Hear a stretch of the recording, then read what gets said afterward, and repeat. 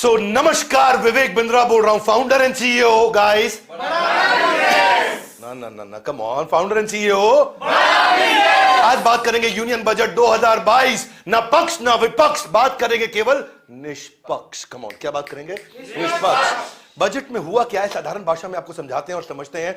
Where are we right now, आज हम कहां हैं, हमारे को जाना कहां है। शुरू करते हैं, समझते हैं। पहले ईज ऑफ डूइंग बिजनेस के अंदर हमारी रैंक 190 देशों में 63वीं रैंक है हमारी। This is a good number, ये एक अच्छा नंबर है क्योंकि ये पिछले कुछ सालों में लगातार इंप्रूव भी हुआ है। एकदम लाइव चलने वाला हूं आपके साथ में, 1 घंटे से ऊपर लगातार बात करने वाला हूं। ईज ऑफ स्टार्टिंग बिजनेस के अंदर 136वीं रैंक, ये क्रॉस है। ये मेरे लिए बहुत बड़ा क्रॉस है। मुझे इससे बहुत तकलीफ है क्योंकि हमारे देश के अंदर बिजनेस स्टार्ट करना आज भी बहुत दिक्कत आ रही है। सिंगल विंडो क्लियरेंस मैकेनिज्म नहीं है बिजनेस का, और उसके कारण आज अब मैं ये बात कई बार कर चुका हूं कि 45 डॉक्यूमेंट चाहिए आपको आज रेस्टोरेंट खोलने के लिए, और उसमें से एक डॉक्यूमेंट में 26 लाइसेंस लग जाता है। एक डॉक्यूमेंट में 26 लाइसेंस, पता नहीं कितना लाइसेंस चाहिए। अगर आपको बंदूक चाहिए तो केवल 19 डॉक्यूमेंट। इसका मतलब हमारे देश के अंदर बंदूक खरीदना आसान है, बिजनेस शुरू करना मुश्किल है। एकदम मेरे साथ रहिए सब लोग, सबको बता रहा हूं मैं वो वीडियो देने वाला हूं, इससे बढ़िया वीडियो इस देश के अंदर किसी ने आपको नहीं दिया होगा। पेइंग टैक्सेस के मामले में हम लोग 115 नंबर पे, यानी कि आज भी हमारे देश में लोग टैक्स पे नहीं कर रहे हैं। क्यों करेंगे? कमा नहीं पा रहे हैं ना भैया, कैसे करेंगे? एनफोर्सिंग कॉन्ट्रैक्ट सबसे बुरी चीज है। ये मतलब ये जो दो आदमी आपस में सारा दिन झगड़ा करते हैं, इसका मतलब जो बायर और सेलर है इनके बीच में कॉन्ट्रैक्ट बनता है, पूरा नहीं होता। सप्लाई करनी थी 3 तारीख को, करता है 30 तारीख को। पेमेंट आनी थी 3 तारीख को, आती है 3 महीने के बाद 3 तारीख को। इसका मतलब क्या है? यहां पे हम लोग 163वीं रैंक पे हैं 190 देशों में। यहां हमारा हाल बहुत बुरा है क्योंकि इस समय हम लोग इन काफी अच्छे देशों से भी बहुत पीछे चल रहे हैं। इंडिया बहुत कमजोर है इनमें इस समय। सस्टेनेबल डेवलपमेंट गोल की बात करें, अगर मैं आपसे बात करूंगा यूएनडीपी की, वो कहता है कि भाई poverty, hunger, quality education, climate, good health, life below water, इन सब पे कुछ काम होना चाहिए था। और ये सब मैं क्विकली आपके सामने चला रहा हूं। इन सब पे कुछ काम होना चाहिए था। एक बजट ही हमारा कैसा रहा, इन पे काम हुआ कि नहीं हुआ, कैसा रहा? फिस्कल डेफिसिट हमारा कैसा रहा? फिस्कल डेफिसिट होता क्या है? हाथ आगे लाइए भैया, हाथ आगे लाइए। आमदनी, खर्चा। हमारे देश में कुछ होती है आमदनी संजय सर, और कुछ होता है खर्चा। आमदनी और खर्चे में मुझे जरा बता देना भैया, कोई गलती करूं सब मेरे को साथ में रहना। मैं स्पीड से चल रहा हूं, बहुत तेज, मेरा वर्ड पर मिनट बहुत तेज है। यानी कि हमारे देश के अंदर आज हम लोग पिछले साल बहुत थोड़े खराब हालत में थे, हम उसके बाद इस साल थोड़ा बेटर हुए और अगले साल और बेटर होने की संभावना है। डिनोमिनेटर क्योंकि खराब था तो इसलिए भी चांसेस है। कोविड के बाद हालत थोड़ी खराब थी। यानी कि देश में अगर हमने 100 रुपए का हमारी इनकम है, हमारा खर्चा है 109 रुपए का हुआ है। अब इसमें देखिए 100 रुपए की इनकम है तो खर्चा 106 रुपए 49 पैसे का हुआ है। यानी कि हमारा इतना खर्चा फालतू हुआ है जिसके कारण हमारे को कर्जा लेना पड़ता है। इसको बोलते हैं फिस्कल डेफिसिट। इसलिए साधारण कोई समझा पाएगा क्या भैया? कितना देश कमा रहा है और कितना देश खर्च कर रहा है। जैसे कंपनी चलती है वैसे देश चलता है। फाइनेंस मिनिस्टर हमारे देश की सीईओ की तरह काम करती है, वैसे सीएफओ बोलेंगे, ग्रुप सीएफओ हमारे देश की, क्योंकि सीईओ तो प्राइम मिनिस्टर होता है। अब ये देश, ये मुझे लग रहा था कि बजट पॉलिटिकल बजट होगा क्योंकि उत्तर प्रदेश, उत्तराखंड, गोवा, मणिपुर और उसके अलावा पंजाब, खास तौर से मुझे इन दो की ज्यादा तकलीफ थी, एक यूपी की और एक पंजाब की। इसके चक्कर में मैं सोच रहा था कि एक पॉपुलिस्ट बजट आएगा, परंतु ऐसा हुआ नहीं। ये बजट आम आदमी का फिर से दोबारा से नहीं था। लास्ट ईयर भी ऐसा था कि आम आदमी का बजट नहीं था, इस बार भी आम आदमी का बजट नहीं है क्योंकि ये देश का बजट बनाया इन्होंने। इसमें बहुत सारी कमियां हैं, बहुत सारी अच्छाइयां हैं, सारी खुल के बोलेंगे, डरेंगे किसी से भी नहीं। क्या आप मेरे साथ हैं? Loudly yes no, come on yes no, साथ में रहिएगा भैया, गेम चेंज करने वाले हम लोग। पोस्ट कोविड जो दूसरी वेव आई थी उसमें बहुत प्रेशर था हमारे पास इकोनॉमिक रिकवरी का। इन्होंने इकोनॉमिक रिकवरी पे काफी काम किया है। इसलिए बात करेंगे, हेल्थ केयर रिफॉर्म पे भी काम किया है। आनंद महिंद्रा, उनका कहना है ब्रेविटी। ब्रेविटी का मतलब क्लैरिटी, साधारण भाषा में बताता हूं। वो कहते हैं क्लैरिटी इनकी वर्च्यू रही है। निर्मला सीतारमण, ये छोटा सा एड्रेस मेरे लिए बड़ा इंपैक्टफुल रहा है। आनंद महिंद्रा का ब्लू टिक बोलूंगा। यहां पे 2 कलर दिए हैं आपको, एक नेवी ब्लू कलर है और एक रेड कलर आएगा। रेड मतलब जिसने खिलाफ बोला है। दोनों की बात करेंगे, कोई ना पक्ष ना विपक्ष। हर्ष गोयनका इनके लिए बहुत अच्छा रहा है। ये कहते हैं कि जी पूरा दवाई के हिसाब से इन्होंने बता दिया, डोलो दे दिया इन्होंने, डोलो बुखार की दवाई, इंफ्रास्ट्रक्चर, बूस्टर, हाउसिंग, और सैनिटाइज कर दिया एमएसएमई को, सोशल डिस्टेंस कर दिया, रेलिंग टैक्सेस को, है जी। और इन्होंने जो है पीएम गति शक्ति पे काम किया। गति शक्ति समझा दूंगा आपको क्या होता है। आज आपके काम की सारी बात समझाऊंगा इजी तरीके से। उदय कोटक, लाइव चल रहा हूं मैं आज, एकदम लाइव, तर, no animation, no editing, no post production. एकदम आपके सामने पूरी तैयारी के साथ आया। इतना पीपीटी बना के इतनी स्पीड पे कौन लेके आता है भैया, इतनी बढ़िया। उदय कोटक भी काफी खुश रहे। वो कहते हैं कि भैया यहाँ पे गवर्नेंस पे काम किया है, टैक्स पेयर, एंटरप्रेन्योर, इन्वेस्टर सब जो भी है, मतलब उदय कोटक को अच्छा लगा। लेकिन भाई कुछ लोग बुरा भी मान गए। ये रणदीप सिंह सुरजेवाला क्या कहता है कि भाई सैलरीड मिडिल क्लास, ये तो कुछ सोच रहे थे कुछ मिल जाएगा, कुछ नहीं मिला। एफएम और पीएम, हमारी फाइनेंस मिनिस्टर, प्राइम मिनिस्टर, सबको दुखी कर दिया है। ये तो धोखा हो गया है, मिडिल क्लास के साथ, बेचारों के साथ धोखा हो गया है। अरविंद केजरीवाल, उम्मीद थी कि वो लाल रंग में ही आएंगे, वैसे ही लाल रंग में आए अरविंद केजरीवाल। कोरोना काल में लोगों को बजट से उम्मीद थी, लेकिन बजट में लोगों को मायूस किया। आम जनता के लिए बजट में कुछ नहीं है, महंगाई कम करने के लिए कुछ नहीं है। तो ये विपक्ष ने ऐसा कहना था, तो इसलिए मैं उनको भी कवर कर रहा हूं यहां पे। राहुल गांधी ने भी ऐसा बोला, zero sum budget, salary class, middle class, poor, deprived, youth, farmer, MSME, सबके लिए कुछ नहीं दिया इन्होंने। ये राहुल गांधी साहब का कहना है। सुहेल सेठ, ये नॉर्मली कई बार प्रो बोलते हैं, इन्होंने भी इस बार काफी क्लियरली अगेंस्ट बोला है। सुहेल सेठ ने भी साफ कह दिया है कि हॉस्पिटैलिटी सेक्टर से इनको उम्मीद थी। ये हॉस्पिटैलिटी सेक्टर के बारे में क्यों बात कर रहे थे, टूरिज्म की, मुझे मालूम नहीं, लेकिन उन्होंने बात किया और उन्होंने कहा कि incredibly sad for incredible India. ये बहुत दुखी रहे इस बजट से। संजय सिंह, आम आदमी पार्टी के, बाकी लोग बजट से दुखी हैं, इनसे मैं थोड़ा सा दुखी हूं। इसलिए नहीं, मुझे इनकी पार्टी से कोई मतलब नहीं, आम आदमी पार्टी से, पर ये विचारधारा ठीक नहीं है। ये क्या कहते हैं, देश की दुर्गति के बाद गति शक्ति मिशन से देश को बहुत फायदा होने वाला है। बजट की उपलब्धि देश की सरकारी संपत्तियों को बेचना है। सपूत संपत्ति बढ़ाते हैं, कपूत संपत्ति बेचते हैं। ये ऐसा कहते हैं कि भाई कपूत संपत्ति बेच देते हैं, सपूत संपत्ति बढ़ाते हैं। भैया पहला तो कोई संपत्ति बिक नहीं रही है, उसकी यूटिलाइजेशन के लिए उसको दिया जाता है। मेरे ख्याल से प्राइवेटाइजेशन हमेशा अच्छा रहा है। वो इकोनॉमी जिसमें एक बिजनेसमैन आता है, सरकार का काम बिजनेस करना नहीं है, सरकार का काम पॉलिसी बनाना, पॉलिसी को इंप्लीमेंट करना है। सरकार का काम पॉलिसी बनाना, पॉलिसी को इंप्लीमेंट करना है। अब आम आदमी का काम, जो रियल आदमी बिजनेसमैन है, उसका काम बिजनेस करना है। सरकार को थोड़ी कंपटीशन में आकर के बिजनेसमैन के साथ खड़ा होना है। क्यों ऐसी बात करते हैं आप कि बेच दिया बेच दिया बेच दिया है, बेच दिया है जी। पूंजीपति पैसा खा जाता है, बर्गर के साथ खाता है, पिज्जा के साथ खाता है, दाल चावल के साथ। पूंजीपति पैसा कैसे खाता है, मुझे यह बात समझ में नहीं आती। बहुत लोग आगे बोलते हैं पूंजीपति जब बढ़ता है तो पूरा देश बढ़ता है, उससे पूरी इकोनॉमी बढ़ती है, टैक्सेस आते हैं, उसके अंदर पैसे का सर्कुलेशन तेज होता है। भैया तुम क्यों ऐसी बातें करते हो, धोखा देते हो तुम जाकर के जनता को, आम जनता को। जब कोई भी पॉलिटिशियन ऐसा बोलता है मुझको दुख लगता है, क्योंकि उसको लगता है ऐसा बोलूंगा तो मुझे वोट मिल जाएगा। मैं किसी पार्टी के खिलाफ नहीं हूं, लेकिन मैं आज फिलॉसफी समझाना चाहता हूं और इस वीडियो के माध्यम से। अगर मुझे बात गलत लगेगी तो गलत बोलूंगा, सही लगेगी तो सही बोलूंगा, पार्टी कोई सी भी हो, क्योंकि मेरा मुद्दा क्या, ना पक्ष ना बात करेंगे, निष्पक्ष। कौन क्या, निष्पक्ष बात करेंगे। बिल्कुल टीम हमारे साथ में खड़ी है। इस टीम का भी धन्यवाद करेंगे एक बार, टीम के लिए जोरदार तालियां, जिन्होंने हम लोग साथ में मिलकर के। तो भाई तीन बातें हैं आपको, एक कंजम्पशन, दूसरा कंजम्पशन, तीसरा कंजम्पशन। इकोनॉमी तभी ग्रो करती है जब कंजम्पशन बढ़ता है। और निर्मला सीतारमण ने थोड़ा इस समय करेज दिखाया, क्योंकि उनको इस समय बुराई भी झेलनी पड़ रही है, क्योंकि उन्होंने टैक्स में कटौती बेनिफिट नहीं दिया, बहुत चीजों के बेनिफिट आम आदमी को तुरंत वाले होते नहीं दिए। दो प्रकार का बिजनेस भैया, मछली खिला देते हैं आपको, खाएंगे मछली, आप मछली खा लीजिए आप, और एक है मछली पकड़ना सीख लीजिए। क्या है, मछली एक है भाई, मछली खिलाते हैं, आपका पेट भर गया, मछली खत्म, कोई खत्म, अब अगली बार मछली फिर लेके आओ, उसके बाद अगली बार मछली, फिर अगली बार मछली। तो दोनों चीजें जरूरी हैं। आज मैं भूखा हूं, मुझे तुम मछली पकड़ना सिखा रहे हो, और भाई कब तक मछली देते रहोगे, पकड़ना भी सिखा दो। दोनों चीजें चाहिए आपको, दोनों चाहिए हैं। तो यहां पे आज मछली खिलाने के मामले में निर्मला सीतारमण थोड़ा फेल हुई हैं, लेकिन लंबे समय में मछली पकड़ना सिखाने के मामले में सक्सेसफुल हुई हैं। दोनों बातें, इन दोनों पहलुओं को आराम से समझते हैं। जब तक भैया पर्सनल डिस्पोजेबल इनकम इसको बोलते हैं कि आदमी के पास खर्च करने के लिए पैसा आना चाहिए, वो इस बजट ने नहीं दिया है। क्लियरली ये बात समझ में आती है कि आज इसका फायदा नहीं है। पूंजीपति पैसा खाता नहीं है, पूंजीपति कमाता है। ये टाटा ग्रुप है, 150 साल से चल रहा है भैया। पूंजीपति कौन है, पूंजीपति और कौन है भैया? ये आज 100 से ज्यादा कंपनी चला रहे हैं, 100 से ज्यादा देशों के अंदर। और ये जो 100 कंपनियां, उनमें से 28 पब्लिक लिस्टेड कंपनीज हैं, और टीसीएस अकेली 3 गुना ज्यादा बड़ी है इस समय, या काफी ज्यादा बड़ी है पूरे के पूरे पाकिस्तान स्टॉक एक्सचेंज के मुकाबले। हमारी एक कंपनी पूरी, कमाल है भाई, कमाल है, समझ में आ रही है भाई, कमाल है। एक टीसीएस पूरे पाकिस्तान स्टॉक एक्सचेंज में उतना दम नहीं जो हमारी एक टीसीएस में है। गर्व है हमारे को पूंजीपतियों पे। हाँ, आपका मेरे को समझ में नहीं आता है भैया, कुछ लोगों की दिक्कत पता क्या है? इलॉन मस्क ने ये कहा, जेफ बेजोस ने ये कहा, बिल गेट्स ने ये कहा, हमारे यहाँ का अंबानी टाटा कुछ कहेगा तो तुम कहते नहीं उसको, हमारे यहाँ अडानी कुछ बोलेगा तुमको लगता है चोर है। भाई कैसे डिसाइड करते हो चोर है? अभी रुको, अपने देश के बिजनेसमैन की भी तारीफ करनी चाहिए, क्योंकि उतनी नौकरियां दे रहा है। ये दुनिया की 7वीं सबसे बड़ी कंपनी है भैया टाटा ग्रुप, इस 7.25 लोगों को नौकरी दे रही है। 67% ग्रुप का रेवेन्यू इंटरनेशनल आ रहा है, विदेशों से पैसा इंडिया में आ रहा है। हाईएस्ट मार्केट कैप है बिजनेस हाउसेज में इंडिया में। आज देश का 4% कंट्रीब्यूट केवल टाटा ग्रुप कर रहा है। तो ऐसे पूंजीपति चाहिए कि नहीं चाहिए? Yes no?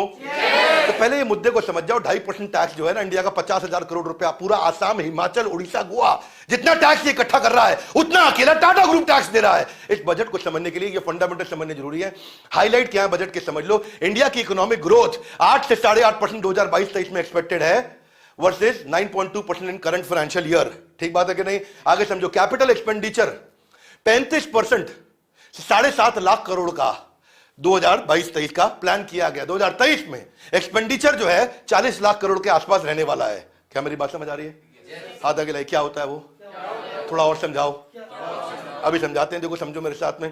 पहले ये समझो कि हमारा जो है ना एस्टिमेटेड जीडीपी 6.9%, प्रोजेक्टेड 6.4%। अच्छी बात है। फिस्कल डेफिसिट हमारा 4 के 4.5-5 के आसपास होना चाहिए। 40 लाख करोड़ कहां जा रहा है? मुख्य रूप से 2 जगह जा रहा है। एक स्कीम सब्सिडी एक्सपेंडिचर में जा रहा है, यानी कि उसका 41%। इतना तो जा रहा है भैया स्कीमों में, सब्सिडी में, इंफ्रा के अंदर, इसमें उसमें इतनी इन्वेस्टमेंट, लॉन्ग टर्म इन्वेस्टमेंट। दूसरा जा रहा है बाकी के सारे रूटीन खर्चों में, समझो उसको ओपेक्स है। लेकिन यहाँ हमारा देश इतना बड़ा कि ओपेक्स ही ज्यादा बड़ा हो जाता है। यहाँ पे सैलरी है, बाकी एक्सपेंडिचर है, ग्रांट है। ये 2 जगह पे सारा का सारा पैसा खर्च हो रहा है। 41 यहाँ जा रहा है और 59 यहाँ जा रहा है। ये मिलाकर के आपका 100% हो गया। अब समझो ट्रांसपोर्ट के अंदर अगर पिछले साल देखें तो 2,33,000 करोड़ रुपया लगाया गया था। इस साल 3,51,000 करोड़ दिया है, यानी कि बढ़ा है। गुड, 51% बढ़ गया है। अर्बन डेवलपमेंट में पिछले साल 54,000 करोड़ रुपया था और इस साल 76,000 करोड़ रुपए, ये भी बढ़ा है। Very good. यहां भी सरकार इन्वेस्ट कर रही है, यानी कि सरकार ने आम आदमी को नहीं दिया पैसा, सरकार ने देश को बढ़ाने पर थोड़ा ज्यादा इन्वेस्ट कर दिया। इससे मैं आम आदमी को नहीं मिला है। तो यह तकलीफ है। इसका मतलब अभी भूखा मर जाऊं क्या? अभी मछली क्यों नहीं खिला रहे? हाँ, ये कमी रह गई है सरकार की। हाँ, लेकिन मछली पकड़ना सिखा दे, हाँ, इस पर काम किया गया है। तो इसका मतलब क्या है? इन्होंने थोड़ा निडर होकर काम किया। इनको कहते हैं मैं, हमारे को डर नहीं लगता, आदमी वोट दे ना दे, अभी तो देश के लिए काम करेंगे। उस टाइप का इनका थोड़ा सा मुद्दा रहा है, मानसिकता वो रही है। लेकिन विपक्ष को बात पसंद नहीं आई। विपक्ष कहता है भाई आज इतने लोग बेरोजगार हैं, इतनी गरीबी, इतनी महंगाई, हाय हाय हाय हाय। क्या? ये भी ठीक है जी, बात बिल्कुल ठीक है। उनकी विपक्ष की बात ठीक है, मैं विपक्ष की बात को बिल्कुल नहीं नाकार रहा हूं, क्योंकि वो ठीक मुद्दे उठा रहे हैं। लेकिन अब अगर हम देखते हैं एग्रीकल्चर में 1,48,000 करोड़ रुपया, उसको बढ़ा के 1,51 किया। तो एग्रीकल्चर पे, किसानी पे बहुत ज्यादा पैसा नहीं बढ़ाया, जो कि मुझे लग रहा था कि पंजाब, जहां पे कितने किसान हैं, उत्तर प्रदेश, इलेक्शन आ रहा है, 5 राज्य, जोर से बोलो, 5 राज्य, हर आदमी कर रहा था 5 राज्य के चक्कर में सरकार पैसा लुटा देगी। नहीं लुटाया उन्होंने। किसानों के लिए जो लग रहा था कि बहुत ज्यादा अमाउंट बढ़ेगा, वो अमाउंट नहीं बढ़ाया। तो उसका मतलब क्या? बढ़ाया भी तो कितना? केवल 2% बढ़ाया। 2% तो कुछ नहीं है बाकियों के मुकाबले जहां बढ़ा रहे हैं। एजुकेशन पे 93,000 करोड़ से 1 लाख करोड़ पहुंच गया ये। तो एजुकेशन पे कुछ थोड़ा सा और बढ़ाया गया है। ठीक है, चलो 12%, 10% आपने बढ़ा दिया, बधाई आपको, धन्यवाद। जबकि और बढ़ाना चाहिए था मुझे लगता है। हेल्थ पे 74,000 करोड़ से 86,000 करोड़ बढ़ाया है, इसमें 16% बढ़ा दिया गया है। यहाँ पे अच्छा आपको नंबर देना चाहते हैं सरकार को। रूरल डेवलपमेंट में 1,94,000 करोड़ से आपने 2,06,000 करोड़ पे लेके गए हो, यहाँ भी थोड़ा आपने बढ़ाया, 6% चलेगा, ठीक है, हमारे को खुशी है। फर्टिलाइजर सब्सिडी या 80,000 करोड़ रुपए सरकार जो किसानों को सब्सिडी देती है फर्टिलाइजर के लिए, उसको 1,05,000 करोड़ किया, तो उसमें थोड़ा बढ़ाया, अच्छे से 32% बढ़ा दिया है। यानी कि फर्टिलाइजर पे सब्सिडी दी है। फर्टिलाइजर पे सब्सिडी कौन लेता है? जो आदमी ट्रेनिंग कर रहा है, मेरे को मिलती है सब्सिडी ताकि मैं फर्टिलाइजर खरीद लूं, यस नो? वो किसान को मिलती है। बात ठीक समझ में आ रही है? मैं क्वेश्चन करता रहूंगा आपसे। फूड सब्सिडी खाने पे, इसमें नहीं बढ़ाया है, इसमें उल्टा माइनस किया गया फूड सब्सिडी के अंदर। थोड़ा बजट और इकोनॉमी को समझते हैं, क्या क्या बताए गए हैं। मेरे हिसाब से पहले गोल समझ लो। मेरे हिसाब से इन्वेस्टमेंट और रिफॉर्म पे काम होना चाहिए था, पर जब भी आप इन्वेस्टमेंट और रिफॉर्म पे काम करते हो तो आपका खर्चा बढ़ता है। लाउड लिखा बढ़ता है। और अगर आमदनी तुरंत नहीं आई और खर्चा बढ़ गया, फिस्कल डेफिसिट, थोड़ी देर पहले बताया था मैंने आपको। अगर आपने खर्चा ज्यादा कर दिया, आमदनी नहीं है, तो आपको बाजार से उधार लेना पड़ेगा। भैया पैसा तो विदेश से उधार लेकर के आता है भारत, उससे पैसा, इसी चक्कर में उधार का कर्जा बढ़ता है, फिर उसका इंटरेस्ट चुकाने में पैसा निकल जाता है। जो आमदनी आई उसमें इंटरेस्ट चला जाता है। फिर होता है कि नहीं, आपके साथ मकान खरीदते हो तो उसके बाद जो है, जो आमदनी आती है उसमें ईएमआई का पैसा निकल जाता है, फिर आप उस लोन को चुकाने के लिए और लोन लेकर के आते हो, फिर और इंटरेस्ट बढ़ता है, फिर आमदनी आती है, और आमदनी बढ़ नहीं रही, इंटरेस्ट बढ़ रहा है। इसलिए फिस्कल डेफिसिट कंट्रोल करना देश में जरूरी है। कम ऑन, देश में जरूरी है। इन्वेस्टमेंट को करना चाहिए था एग्रीकल्चर में, हेल्थ केयर में, एजुकेशन में, इंफ्रा में, इसमें काफी हद तक इन्वेस्टमेंट किया गया है। और R&D के अंदर स्किल डेवलपमेंट, ह्यूमन कैपिटल, कई जगह इन्वेस्टमेंट किया गया है। दूसरी चीज, 5 राज्यों की मुद्दा हो रहा था, पॉपुलर स्कीम आएगी, वो नहीं आई है। गवर्नमेंट नहीं लेकर के आई, इलेक्शन होने के बावजूद नहीं लेकर के आई, जिससे लोग दुखी भी हैं, नाराज भी हैं।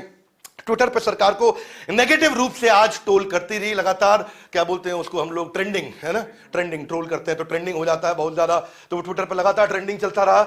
अब है तीसरा मुद्दा, फिस्कल डेफिसिट। फिस्कल डेफिसिट आपको समझा ही रहा हूं काफी देर से मैं, कि जो अपना सारी कमाई है, कमाई में खर्चा माइनस कर दो, फिस्कल डेफिसिट, उसमें हम काफी बेहतर हुए हैं पिछली बार के मुकाबले। इसका मतलब क्या है? सरकार को पैसा कमाना आता है। कम ऑन, इस सरकार को पैसा कमाना आता है भैया। इसमें तो आपको नंबर देंगे, आपको पैसा कमाना आता है, लेकिन थोड़ा पैसा बांटना भी जरूरी था आपको। हाँ, सारा कमा करके खुद आप इंफ्रा पे लगा दोगे, और आम आदमी को जो आज चाहिए, हाथ आगे लाइए, जो आज चाहिए, आप बोलोगे 2 साल बाद मिलेगा, अबे भैया आज चाहिए, तो यहां नंबर आपके कटते हैं। निर्मला सीतारमण जी और प्रधानमंत्री मोदी का कहना है कि ये जो बजट है ये विजन सेट कर रहा है अगले 25 साल का। इसको अमृत काल के लिए बनाया गया। अमृत काल मतलब जब 75 साल हो जाएंगे भारत के इंडिपेंडेंस को। हाँ जी, अभी बहुत साल है, इतनी दूर की कहानी बताइए हमको। पोस्ट डेटेड चेक दे दिया गया है। क्या दे दिया गया है? पोस्ट डेटेड चेक दे दिया गया। क्षमा चाहते हैं, आज हम कड़वा बोलेंगे, मीठा भी बोलेंगे, क्योंकि ना पक्ष ना विपक्ष। बिल्कुल ठीक। तो पहले बात करते हैं कि भाई आम आदमी को टैक्स में बेनिफिट मिलना चाहिए था, मिला क्या? नहीं मिला। मिला क्या? नहीं मिला। सैलरी क्लास डिसअपॉइंटेड, 0 नंबर दिया। कहते हैं क्या आपको करंट टैक्स स्ट्रक्चर में कोई बेनिफिट नहीं दिया गया है, लोग दुखी हैं। ये कौन है? ये निर्मला ताई है। कौन है? इन्होंने कहा, निर्मला ताई ने, कुर्बानी कौन देगा? हाथ आगे लाए, कुर्बानी कौन देगा? तो लोगों ने बोला कुर्बानी हम जो तनख्वाह लेते हैं वही लेंगे भैया। तनख्वाह लेने वाला आदमी सारी कुर्बानी दे रहा है। निर्मला ताई की जय हो। जोर से बोलो, निर्मला ताई की जय हो। हाँ, अब देखो भैया, मेरे साथ में ना बीजेपी कांग्रेस कमेंट बॉक्स में नहीं करने का है, हिंदू मुस्लिम कमेंट बॉक्स में हम सही बताएंगे, सही को, गलत बताएंगे गलत को। तो इनकम टैक्स बजट सेशन पे आज काफी ज्यादा ट्रोल भी होती रही। देखो, गरीब को मिली सब्सिडी, जोर से बोलो, गरीब को मिली सब्सिडी, अमीर को मिली रिबेट, मिडिल क्लास वालों तुम देखो टीवी, तुम्हें मिली है डिबेट। क्या मिली है? डिबेट। तुमको मिली है डिबेट, तुम खाली डिबेट में बैठो देखो। इसलिए ये थोड़ा मिडिल क्लास नाराज रहा है, क्योंकि मिडिल क्लास का हाल बुरा हुआ है। इसी के लिए रामगोपाल यादव समाजवादी पार्टी कहते हैं किसी को जोड़ा नहीं, सबको छोड़ा है। ठीक है, ये बेचारे श्रवण कुमार हैं, ये कॉर्पोरेट पिता को भी कंधे पे उठा रखे हैं, और गरीब किसान माता को भी कंधे पे उठा रखा। उनको 2,37,000 करोड़ रुपए मिल गया एमएसपी का, इनको कॉर्पोरेट लोन मिल गया। ये बेचारा टैक्स दे रहा है। क्या दे रहा है? इसका काफी बुरा हाल है, ये दुखी है, नाराज है। तो मैं थोड़ा विजुअल्स के साथ आज बात करूंगा और इंपैक्ट पे बात करूंगा लगातार। एक भाई ने पूछा आप इनकम टैक्स के दायरे में आते हो? बोला मैं तो अभी इनकम के दायरे में नहीं आता। तो देश में भी तकलीफ है, जो आज देना चाहिए था वो आज देना चाहिए था। कम ऑन, जो आज देना चाहिए था वो आज देना चाहिए था। तो बजट में कुछ मिला, तो जो तनख्वाह जिसको मिलती है कहता है हाँ जी थैंक यू मिला है, क्योंकि निर्मला सीतारमण ने बोला है कि भाई थैंक यू, जिसने इनकम टैक्स पे किया उसको जोर से बोलो, उसको थैंक यू। तो आपको थैंक यू बोला है, तो आप भी क्या बोलो? वेलकम। क्या बोलो? Good boy, very good. तो ये कमलनाथ जी भी इसलिए काफी नाराज रहे, इसलिए लाल रंग दिखाया आपको। केंद्र सरकार को आज पेश आम बजट पूरी तरह से निराशाजनक साबित हुआ है। मैं आंकड़ों की बाजीगरी से भरा हुआ है, एक बार फिर झूठे सपने दिखाने वाला साबित हुआ है। कमलनाथ काफी नाराज हुए। होना भी था, इनको विपक्ष में है, विपक्ष में अगर कोई अच्छी चीज हो उसको भी देखना चाहिए, बुरी हो उसको भी देखना चाहिए। लेकिन क्या है, क्योंकि विपक्ष है, इनकी मजबूरी है, इनको उनके खिलाफ वोट मांगना है, तो ये एक्सपेक्टेड है कि ऐसा बोलेंगे। इन्होंने बड़ी अच्छी कविता लिखी अखिलेश यादव जी ने कि काम कारोबार सब हुआ चौपट, ऐतिहासिक मंदी लाखों की नौकरी कर गई चट, आम जनता की आमदनी गई घट, बेकारी बीमारी में बैंकों की जमा निकली सारी बचत, अब लोगों की जेब काटने के लिए आया भाजपा का एक और बजट। तो इन्होंने कविता अच्छी लगी, आपको लिए बधाई अखिलेश यादव जी। आपकी कविता मुझे लगता है लोगों को पसंद भी आई होगी, और हम आपकी कविता का सम्मान करते हैं, क्योंकि आपको ये आज करना था, आपको आपने किया ऐसा। यहाँ नितिन कामत है, ये एक जो ट्रेडिंग कंपनी है ऑनलाइन, जिसपे क्रिप्टो वगैरह की ट्रेडिंग होती है सबकी, और पैसे की स्टॉक मार्केट की होती है। इसने भाई ने बताया कि गुड न्यूज है, क्रिप्टो जो है फाइनली एक्नॉलेज कर लिया गया है। इसका मतलब ये नहीं कि लीगल हुआ है। हाँ, ये बात सही है, क्रिप्टो लीगल नहीं हुआ है, पता नहीं चल रहा है लीगल हुआ, लगता तो ऐसे ही कि लीगल हुआ है। टैक्स तो ले लेंगे, जब तुम इलीगल पे टैक्स लोगे इसका मतलब, तो उसका मतलब लीगल हुआ है कि नहीं है? अगर इलीगल, आप इलीगल काम पे टैक्स कैसे ले सकती है सरकार? तो मतलब लीगल हुआ है, लेकिन ये बोला नहीं है कि लीगल हुआ है, तो लग रहा है कि जैसे इलीगल रह गया है। अब अगर इलीगल रह गया है तो इलीगल काम पे सरकार टैक्स लेगी, इसका मतलब कोई तस्करी हो रही है, इसका मतलब किसी को बंदूक ये वो सामान खरीदना, क्या उस पर टैक्स लेंगे? नहीं लेंगे, क्रिप्टो पे ले रहे हैं। अगर क्रिप्टो पे टैक्स ले रहे हैं तो मतलब ऐसा लगता है कि लीगल होने जा रहा है, ऐसा दिखता है हमारे को। तो गुड न्यूज है, डिजिटल एसेट होल्डर बोलते हैं इनको, क्या बोलते हैं? क्योंकि इसमें क्रिप्टो नहीं आती, बाकी चीजें भी आती हैं। तो इस समय डिजिटल रुपी भी अपना लॉन्च करने जा रही है, इसके लिए सरकार को बहुत बधाई। सरकार टेक्नोलॉजी ड्रिवन होने जा रही है। आप वर्चुअल डिजिटल एसेट पे इस समय टैक्स लगाएंगे, और फिर उसमें अगर आपका नुकसान हो गया है तो आपको हम कोई भरपाई नहीं करेंगे, फायदा हो गया तो हम पैसा ले लेंगे, सरकार ऐसा कहती है। आगे बढ़ते हैं। अब इस बात पे मैं यहां पे थोड़ा नीला रंग ही दिया है भाई को हमारे, अंग्रेजी बहुत अच्छी बोलते हैं शशि थरूर जी। ये कहते हैं कि भाई डिजिटल करेंसी कंसर्न है, मेरे को अच्छा लगा, ठीक काम किया, रीजनेबल प्रपोजिशन है, डिजिटल करेंसी को लीगल कर देना चाहिए, शशि थरूर को अच्छा लगा। बाकी वैसे इनका कहना है कि कॉमन सिटीजन के लिए बात नहीं करी, तो मैंने इनको पॉजिटिव की तरफ माना गया है कि इन्होंने सरकार की अच्छी चीज की तारीफ भी करी है और बुरी चीज की थोड़ी सी बुराई भी कर दी है। इनको मैं पॉजिटिव तरफ से मान रहा हूं इस समय कि ये सरकार के किए हुए इनिशिएटिव की कुछ हद तक तारीफ भी करी है। चलिए फिर आगे चलते हैं। आपको डिसाइड करना है सरकार ने ठीक किया कि गलत किया, वो आप कमेंट बॉक्स में बताते रहिए नीचे कि आपको हमारा इस समय बताया हुआ बजट का वीडियो कैसा लग रहा है। एक्स्ट्रा मनी कंजम्पशन के लिए मिलना चाहिए था आम आदमी को। मेरे हिसाब से जो सैलरीड आदमी है, आप हमारे सुझाव क्या है जानना चाहेंगे? कम ऑन, नहीं जानना चाहेंगे? Loud guys. स्टैंडर्ड डिडक्शन जो है 50,000 से 1 लाख कर देना चाहिए था, क्योंकि इन्फ्लेशन हुआ भैया, बहुत महंगाई बढ़ी है। समझ नहीं रहे बात को यार, आपको समझना पड़ेगा, किसी गांव में जाके आदमी के घर में बैठ के समझना पड़ेगा। पेट्रोल जो है आपका 63 रुपए से 95 रुपए हुआ है 2017 से 2021-22 तक आते आते।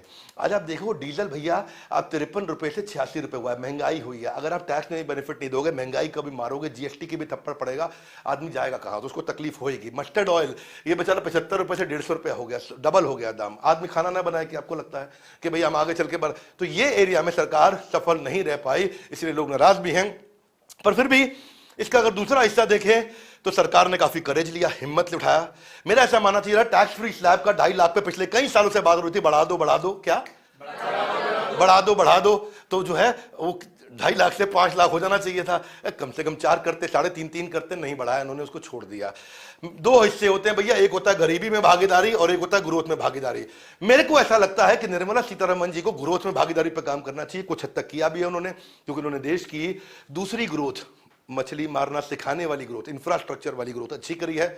लेकिन आज जो बेचारा गरीब है उसको तो आज चाहिए था, वो नहीं मिला है। तो आगे बढ़ते हैं, इसको समझते चलते हैं हमारे साथ में कि इसका माइक्रो इंपैक्ट क्या है। कि आज अगर आप दे देते पैसा, टैक्स में बेनिफिट दे देते, कंजम्पशन को सपोर्ट करता, देश में पैसा ज्यादा घूमता, देश में पैसा अच्छे से घूमता तो एम्प्लॉयमेंट बढ़ती, एसएमई सेक्टर ग्रो करता। अगला मुझे लगता है कि आपको इंसेंटिव देना चाहिए था इक्विटी मार्केट में इन्वेस्ट करने के लिए, क्योंकि लॉन्ग टर्म कैपिटल गेन का जो टैक्स है वो 10% है इस समय, और ये पहले 0 हुआ करता था। सरकार अगर इसको 0 कर देती तो और इन्वेस्टर आता। मुझे लगता है कि निफ्टी में जिसने इन्वेस्ट किया था आज से कई साल पहले 1996 में, वो 11% की ग्रोथ के साथ 10,000 रुपए लगा के 1,37,000 कमाया, लेकिन एफडी में 10,000 रुपए लगा के खाली 45,000 रुपए कमाया आज तक। यानी कि अगर निफ्टी में वो इन्वेस्ट करता तो अच्छा ग्रो कर जाता। तो आपको ये इंस्पायर करना चाहिए देश को कि लोग अपने पैसे को सेव करके इन्वेस्ट करें, ना केवल सेव ना करें, क्या करें? इन्वेस्ट करें। इसमें लोगों की वेल्थ क्रिएट होती है, उनके बच्चों की शादी, उनका एजुकेशन, उनको मकान खरीदना, रिटायरमेंट, वो सब कर पाते हैं। मैक्रो इंपैक्ट इसका बहुत बड़ा है। फॉरेन कैपिटल पे आपको डिपेंड नहीं होना पड़ता। आज हमारे देशवासी अगर पैसा इन्वेस्ट करें अपना, तो आपको फॉरेन कैपिटल पे नहीं डिपेंड होना पड़ेगा। एफडीआई एफआईआई आया और वापस लेके चला गया तो अचानक मार्केट गिर गई, एफडीआई आया तो मार्केट उठ गई, वो सब की वॉलेटिलिटी नहीं है। और आईपीओ लेके आने वाले लोगों को भी फायदा होता है इससे। इंसेंटिव अगर आप दे रहे थे मकान खरीदने में, जो कि आपने नहीं दिया, ठीक बात है कि नहीं? आपने मकान खरीदने के लिए इंसेंटिव नहीं दिया। आज 2 लाख रुपए की इंटरेस्ट की सब्सिडी है, उसको 5 लाख कर देते तो लोग कितना कहते, अरे वाह, जोर से बोलो अरे वाह, है ना? आज अगर आप स्टैंप ड्यूटी को कम कर देते, आप 7% से 2% कर देते, कितना फर्क पड़ता? मैं आपको बता रहा हूं, आपको लगता है फर्क नहीं पड़ता?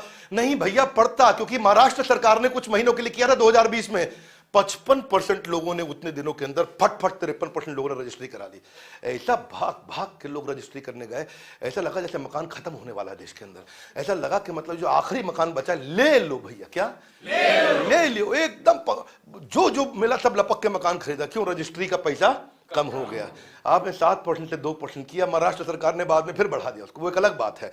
परंतु असर आता है, लोग मकान खरीदते, फटाफट से फर्क पड़ता है इससे।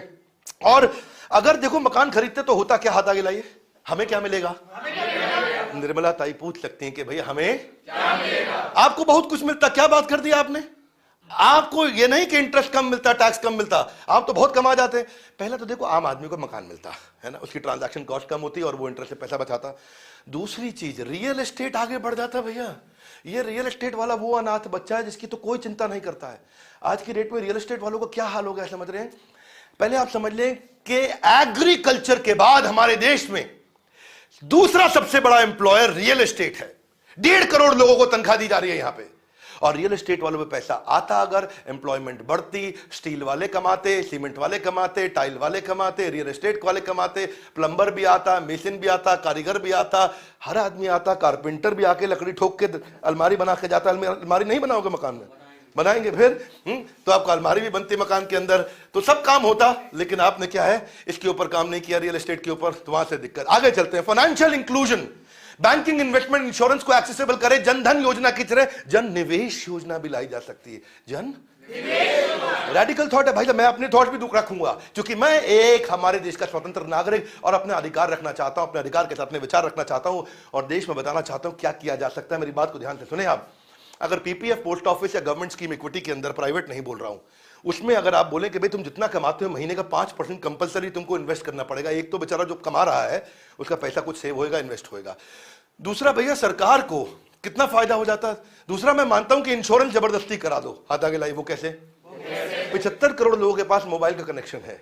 अगर उनसे आप बोलो मोबाइल यूज करना है तो तुमको महीने का 50 रुपया देना पड़ेगा। कितना रुपया? 50 रुपया। महीने का 100 रुपया देना पड़ेगा, और अगर तभी तुम मोबाइल यूज कर पाओगे, वो दोगे तो उससे तुम्हारी इंश्योरेंस हो जाएगी। 75 करोड़ लोगों का इंश्योरेंस आज हो सकता है इस देश में। क्या मेरी बात समझ आ रही है? Yes no? रेडिकल थॉट्स हैं ये, गेम चेंजिंग थॉट्स हैं ये। अगर 75 करोड़ लोगों का इंश्योरेंस हो गया तो भाई साहब एक बीमारी में जो पूरा का पूरा मकान बिक जाता है आज, बच सकता है, बहुत बड़ा फर्क पड़ सकता है। 50 रुपया 100 रुपया मोबाइल कनेक्शन वाला आराम से दे सकता है। हाँ, आज मैक्रो इंपैक्ट इसका ऐसा होता कि लॉन्ग टर्म फंड सरकार को मिल जाता है इंफ्रास्ट्रक्चर, हेल्थ केयर में इन्वेस्ट करने के लिए, क्योंकि इतना पैसा सरकार के पास आता। तो मेरा ऐसा मानना है गरीबी में भागीदारी नहीं, ग्रोथ में भागीदारी। ये बेचारा आदमी हमारे साथ बैठा है, अगर ये कमा के आगे बढ़ेगा तब इससे टैक्स लो, क्या ये मना करेगा? मना करेगा? ये कहेगा बिल्कुल लो, लेकिन पहले कमाने के लिए मेरी मदद करो, थोड़ा मुझे पहले बचाने में मदद करो। अब प्रधानमंत्री साहब हमारे बड़ी अच्छी स्टेटमेंट दी है कि स्टार्टअप ऑफ इंडिया जो आज है वो एमएनसी ऑफ टुमारो है। क्या है? MNC of tomorrow. जो आज स्टार्टअप है वो कल मल्टीनेशनल कॉर्पोरेशन बनेगा। बिल्कुल आपको बधाई, आपने बिल्कुल ठीक बात कही। लेकिन मेरी आपसे एक प्रश्न है श्री प्रधानमंत्री मोदी जी, कि आपने स्टार्टअप पे उतना काम किया क्यों नहीं जितना काम स्टार्टअप में अपने आप स्वतः हमारे देश के करेजियस एंटरप्रेन्योर्स ने करके दिखाया है। तीसरा लार्जेस्ट दुनिया का इकोसिस्टम बन गया। क्या मेरी बात समझ आ रही है? 60,000 स्टार्टअप हमारे यहां, और मेरी बात सुनिए, $42 बिलियन हमारे यहां पे रेज हुआ गया। $11.5 बिलियन इस साल, 42 पिछले साल। अपने आप नंबर जो है ना ट्रिपल के आसपास होता चला जा रहा है। इतना पैसा स्टार्टअप हमारे यहां रेज कर रहे हैं, ये बिल्कुल फर्क आ चुका है। इसीलिए इस पर ज्यादा ध्यान दिया जाना चाहिए था। 46 यूनिकॉर्न हमारे यहां एक साल में आई है। जितनी 10 साल में आई उतनी एक साल में आई। एक बार और, जितनी 10 साल में आई उतनी स्टार्टअप से कमाल किया। एक बार हमारे देश के सारे स्टार्टअप्स के लिए जोरदार ताली बजनी चाहिए भाई लोग। ये हमारे देश के स्टार्टअप्स हैं, आपके लिए ताली। और आप भी बोलिए वेलकम नीचे कमेंट बॉक्स में। आगे चलते हैं। 90 यूनिकॉर्न हो गए। थर्ड लार्जेस्ट सिस्टम इकोसिस्टम है पूरी दुनिया के अंदर। केवल अमेरिका और चाइना रह गया है। छोड़ेंगे नहीं एक कमॉन, क्या छोड़ेंगे? केवल अमेरिका चाइना हमसे आगे रह गया दुनिया में। We are third country now in the world. कहां रह गया? यूके हमसे बहुत पीछे। आगे बढ़ते हैं।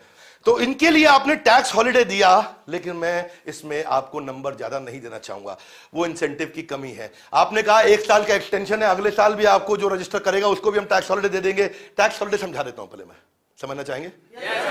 टैक्स हॉलिडे का मतलब है भैया, ये पहले मैं समझाता हूं। आई वॉश, ये मैंने यहाँ पे नंबर काटे हैं सरकार के, खाता के लाइक क्यों? इसलिए काटे, मेरी बात समझो भैया। आपने ये कहा है कि जो स्टार्टअप आएगा वो 3 साल तक जो कमाएगा उस पर टैक्स नहीं लेंगे हम, यही तो कहा है। स्टार्टअप 3 साल तक कमा नहीं पाता है। स्टार्टअप तो पहले लॉस करता है। चौथे 5वें साल तक जब तक कमाने आता है तब तक उसको टैक्स के बेनिफिट जो मिलना तो मिलता ही नहीं समझे भाई? ओयो आया, ओयो को पहले तो 5 साल लॉस में ही रहा ना, जब कमाने का टाइम आया तो आपने टैक्स ले लिया भाई। इसलिए आपको कम से कम 5 साल का देना चाहिए टैक्स हॉलिडे, क्योंकि तीसरे साल में वो कमाना शुरू करता है, चौथे में आप टैक्स ले ही लेते हैं उससे। तो चौथे में भी मतलब, 5वें में मतलब, जो 3 साल उसने लॉस किया वो 2 साल आपसे टैक्स बचा के कुछ रहेगा भाई, कुछ खाएगा कमाएगा, है कि नहीं? इंडिया में टैक्स हॉलिडे आपका 3 था, उसको कर देना चाहिए था 5। दुबई के अंदर जाओ भैया, Dubai multi commodity centre DMCC, 50 साल का टैक्स हॉलिडे। कितने साल का? 50 साल। बुरा नहीं मानिएगा, है ऐसे रेफरेंस पॉइंट। 50 साल का टैक्स हॉलिडे है। टैक्स हॉलिडे कम से कम 5 साल का होना चाहिए था। Loudly yes no? तो प्रार्थना है आपसे, इस पे आगे चल के ध्यान दे। सरकार से हमारी प्रार्थना है ये, क्योंकि आप हमारे देश के राजा और हम आपकी प्रजा, आपसे प्रार्थना करने का तो अधिकार है हमारे पास में। स्टार्टअप जो जनरेट कर रही है ग्रोथ कैपिटल, वो बचा पाती है अपने लिए, आगे बढ़ती। अब टैक्स रैशनलाइजेशन इन्वेस्टर के लिए भी, अब दुनिया भर से इन्वेस्टर हमारे देश में आ रहा है। Yes no? बोलिए, स्वागत है आपका। इन्वेस्टर आता है हमारे यहाँ, स्टार्टअप को पैसा देता है। प्रेजेंटली जो है आप आज की रेट में उनको 20% टैक्स लगा देते हो आप कैपिटल गेन पे, ठीक बात है। अब यह जो लिस्टेड कंपनी है बॉम्बे स्टॉक एक्सचेंज पे, जो आईपीओ से जाती है उस पर 10% लगाते हो, स्टार्टअप वाले के लिए 20%। क्यों भैया? स्टार्टअप आपका सौतेला बेटा है, नहीं क्या बुरा किया उसने? कॉर्पोरेट से आप वहां पे 10% लगा रहे हो, स्टार्टअप वाले के लिए 20%, हाथ आगे लाए। क्यों? सौतेला व्यवहार क्यों? ये भी आप ही का बच्चा है। क्यों आप ऐसा क्यों सोच रहे हैं? इसको अनाथ की तरह मत ट्रीट करिए। इस समय सिंगापुर में 0 कैपिटल गेन टैक्स है। कितना है? 0। आप 20 मांग रहे हो हमसे, इसलिए मैं बोल रहा हूं ग्रोथ में भागीदारी। जोर से बोलिए। आगे बढ़ते हैं। सिंगापुर में अगर समझे सिंगापुर कैसा देश है, हाँ ठीक है, सिंगापुर में पॉपुलेशन कम है, कंट्रोल कर पाए, अच्छा कर पाए। हम नहीं कह रहे आप सिंगापुर बन जाइए इस साल, लेकिन हमारी कुछ रिक्वेस्ट है। ये ईज ऑफ डूइंग बिजनेस में सिंगापुर नंबर 2 पे, करप्शन के अंदर बढ़िया, इतना बढ़िया कि नंबर रैंक 3 पे काम कर रहा है। करप्शन है नहीं देश के अंदर, फ्यूचर सोचता है, सेफ्टी पे बहुत बढ़िया, ईज ऑफ स्टार्टिंग बिजनेस में 5वीं रैंक है दुनिया के अंदर, एजुकेशन पे 6ठी रैंक है दुनिया में, इनोवेशन में 7वीं रैंक है दुनिया में। सिंगापुर तो कमाल है। सिंगापुर के लिए तालियां guys, come on, louder louder louder louder louder. Impact ये है कि हमारे जो स्टार्टअप है ज्यादा पैसा रेज कर पाएंगे, इन्वेस्टर को दिक्कत नहीं आएगी, उसको लगेगा भैया मेरे को सरकार को इतना टैक्स नहीं देना, मैं भी थोड़ा रिस्क ले लेता हूं। एंटरप्रेन्योरशिप बढ़ता है। एक्सेलरेटर इंक्यूबेटर पे काम करना चाहिए था। ये कौन होता है? ये स्टार्टअप को शुरू में मदद करता है, उसके साथ रहता है, उसके साथ खड़ा हो जाता है। चाइना में 2400 एक्सेलरेटर इंक्यूबेटर हैं, यूएस में 1500 हैं, जहां स्टार्टअप को बहुत मदद की जाती है। कोई स्टार्टअप आता है, उसको ट्रेनिंग देना, उसको सिखाना, उसको थोड़ा पैसा पकड़ाना, 5 लाख 10 लाख रुपए देना, उसको ऑफिस का जगह अपनी तरफ से दे देना, उसको टेक्नोलॉजी बनाने में मदद करना, उसको गाइडेंस देना, उसको कोई नया इन्वेस्टर ला करके देना। तो ये इंक्यूबेटर एक्सेलरेटर का काम है। चाइना में बहुत है, यूएस में बहुत है, पर इंडिया में केवल 300 है। कहाँ 2400 1500, यहाँ 300 है। इसको अगर बढ़ाने पर काम किया जाता तो अचानक स्टार्टअप बहुत बढ़ते, नंबर बढ़ता। और नंबर जो है ना, आज 5% स्टार्टअप सफल होते हैं, 95% फेल होते हैं। अगर ये 5 की जगह नंबर डबल हो जाता, 10 हो जाता, सोचिए कितनी नौकरियां आती, सोचिए कितना टैक्स आपको मिलता, सोचिए आप कितना कमा जाते। इंक्यूबेटर एक्सीलरेटर लाने में आपका बहुत पैसा नहीं लगता, इसलिए आपको उस पर इन्वेस्ट करना चाहिए था। आगे चलते हैं। एग्री में आपने बूस्ट किया है, बहुत अच्छा किया, नाबार्ड के माध्यम से आपने किया एग्रीकल्चर के लिए, उसके लिए आपको तारीफ करना चाहेंगे। स्टार्टअप को आप फैसिलिटेट कर रहे हैं कि वो ड्रोन शक्ति लेके आए, ड्रोन पे आपने काफी काम किया। इससे कुछ लोग नाराज भी हुए, हालांकि मुझे अमाउंट नहीं मालूम आप कितना लगाने जा रहे हैं यहाँ पे फंड करने पे इन फार्मर्स के लिए, लेकिन मेरे हिसाब से इसका स्वागत है। डिसीजन का क्या है? सरकार को इस पे हम अच्छे नंबर देना चाहेंगे। यूनियन बजट में एमएसएमई के लिए कैसा रहा, छोटे व्यापारी के लिए कैसा रहा, जानना चाहेंगे? नहीं जानना चाहेंगे? Come on. हाँ यस, 2 लाख करोड़ का आपने एलोकेशन किया है कोलैटरल फ्री लोन एसएमईज के लिए, बहुत अच्छा काम किया, उसके लिए आपको बधाई।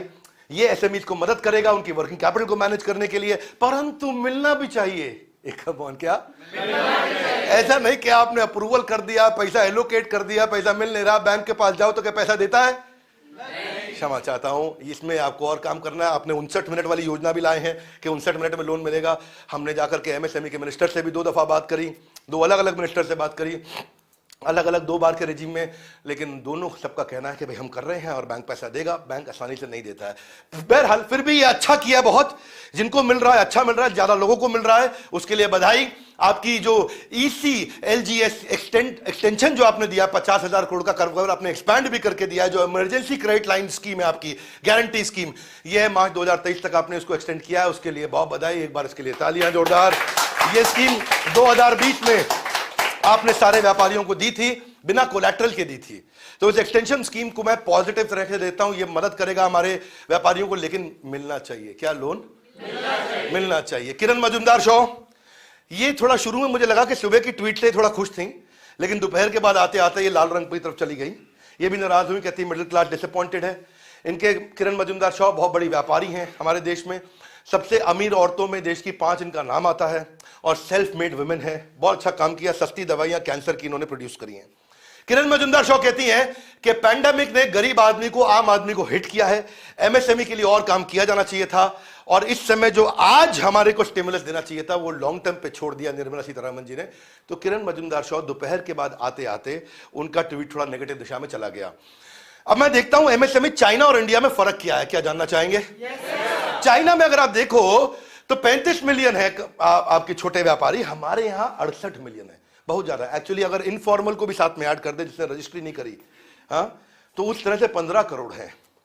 अभी 6 करोड़ 80 लाख तो रजिस्टर्ड है, तो यानी कि हम चाइना से डबल हैं छोटे व्यापारियों के नंबर में, डबल है, परंतु वो 60% जीडीपी को कंट्रीब्यूट कर रहा है और हम केवल 30% कंट्रीब्यूट कर रहे हैं। यानी कि वो डबल होकर के, वो आधा होकर के हमसे दुगना काम कर रहा है, और हम उससे दुगना होकर के उससे आधा काम कर रहे हैं। इसका मतलब 1/4 का फर्क आ गया। क्या मेरी बात समझ आ रही है? क्यों ऐसा? क्योंकि वो वहां पे एमएसएमई इतना बढ़िया काम कर रहा है, 80% जॉब भी दे रहा है चाइना में, और हम लोग केवल 30% जॉब नहीं दे पा रहे। और इसीलिए लोग बोलते हैं बेरोजगारी बेरोजगारी, जोर से बोलो बेरोजगारी। इसीलिए लोग बोलते हैं आज 18,000 नए व्यापारी आ रहे हैं चाइना के अंदर जो बिजनेस शुरू कर रहे हैं। हमारे देश में हर रोज 1,000 कर रहे हैं, 18 गुना ग्रो कर रहा है हमसे। वो यहाँ पे एक दिन में 18,000 नए एमएसएमई आते हैं वहां, और वहां 18,000 और हमारे यहाँ केवल 1,000। ये तो इसीलिए है, माहौल और बढ़ना चाहिए व्यापार का। आपको रजिस्टर करिए। आज जो कैश में कच्चे में धंधा कर रहा है उसको एमएसएमई रजिस्टर कराइए भैया, क्योंकि देखो इंडिया में 13 करोड़ इस समय एमएसएमई है, लेकिन 85% रजिस्टर्ड है। गवर्नमेंट को पोस्ट ऑफिस लेकर के, गवर्नमेंट स्कूल लेकर के, छोटी खाली पड़े गवर्नमेंट कॉलेजेस लेकर के, बच्चे स्कूल नहीं जा रहे उनको लेकर के वहां पे उनका रजिस्ट्रेशन शुरू कर देना चाहिए, ताकि छोटा व्यापारी भी जो कच्चे में धंधा कर रहा है पक्के में करने लग जाएगा। एमएसएमई रजिस्टर होगा तो उसको अच्छा लोन मिलेगा भैया। कि तो कच्चे में लोन लोगे तो आपको लोन मिलता है कितना पे? 3% पे। कितना पे मिलता है? 3%। और अगर आप पक्के में आ गए तो लोन मिलेगा आधे %, 1% पे। क्या मेरी बात समझ आ रही है? तो यानी कि अगर आपने 1 लाख रुपए का लोन लिया, अब आपको 3,000 रुपया हर महीना देना पड़ता है। आप 1 लाख रुपए का लोन उससे मिलेंगे तो 750, 800 या 1,000 रुपया महीना देना पड़ेगा। कितना फर्क आ जाएगा? और यही लोन अगर 1 करोड़ का हुआ तो 3 लाख से 75,000 रुपया, कितना बड़ा आपका ईएमआई का फर्क आ जाता है। मैं यही कहना चाहता हूं कि मैक्रो इंपैक्ट ये, सरकार आप कितना जीएसटी कलेक्ट कर पाएंगे इसके रजिस्ट्रेशन पे और काम होना चाहिए।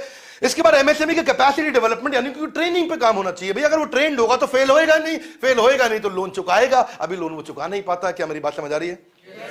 आज इंडिया के जितने एंटरप्रेन्योर हैं उनको फॉर्मल एजुकेशन मिल नहीं पाती, 10वीं 12वीं के बाद बिजनेस चालू कर देते हैं। अब आप देखोगे सब्जी वाले से लेके, परचून वाले से लेके, पंचर वाले से लेके, जब वो बिजनेस बड़ा करना चाहता है उसको एजुकेशन नहीं है। अब एक एमबीए आता है, वो चाय वाला बन जाता है, पैसा कमाता है। भाई आपको बधाई, आपने अच्छा काम किया। आपने नीचे हमारे यहाँ के कमेंट भी करते हो, मैं आपका रेगुलर कमेंट देखता हूं, आपको बहुत बधाई। एमबीए चाय वाला, जानते हो उनके बारे में? नहीं।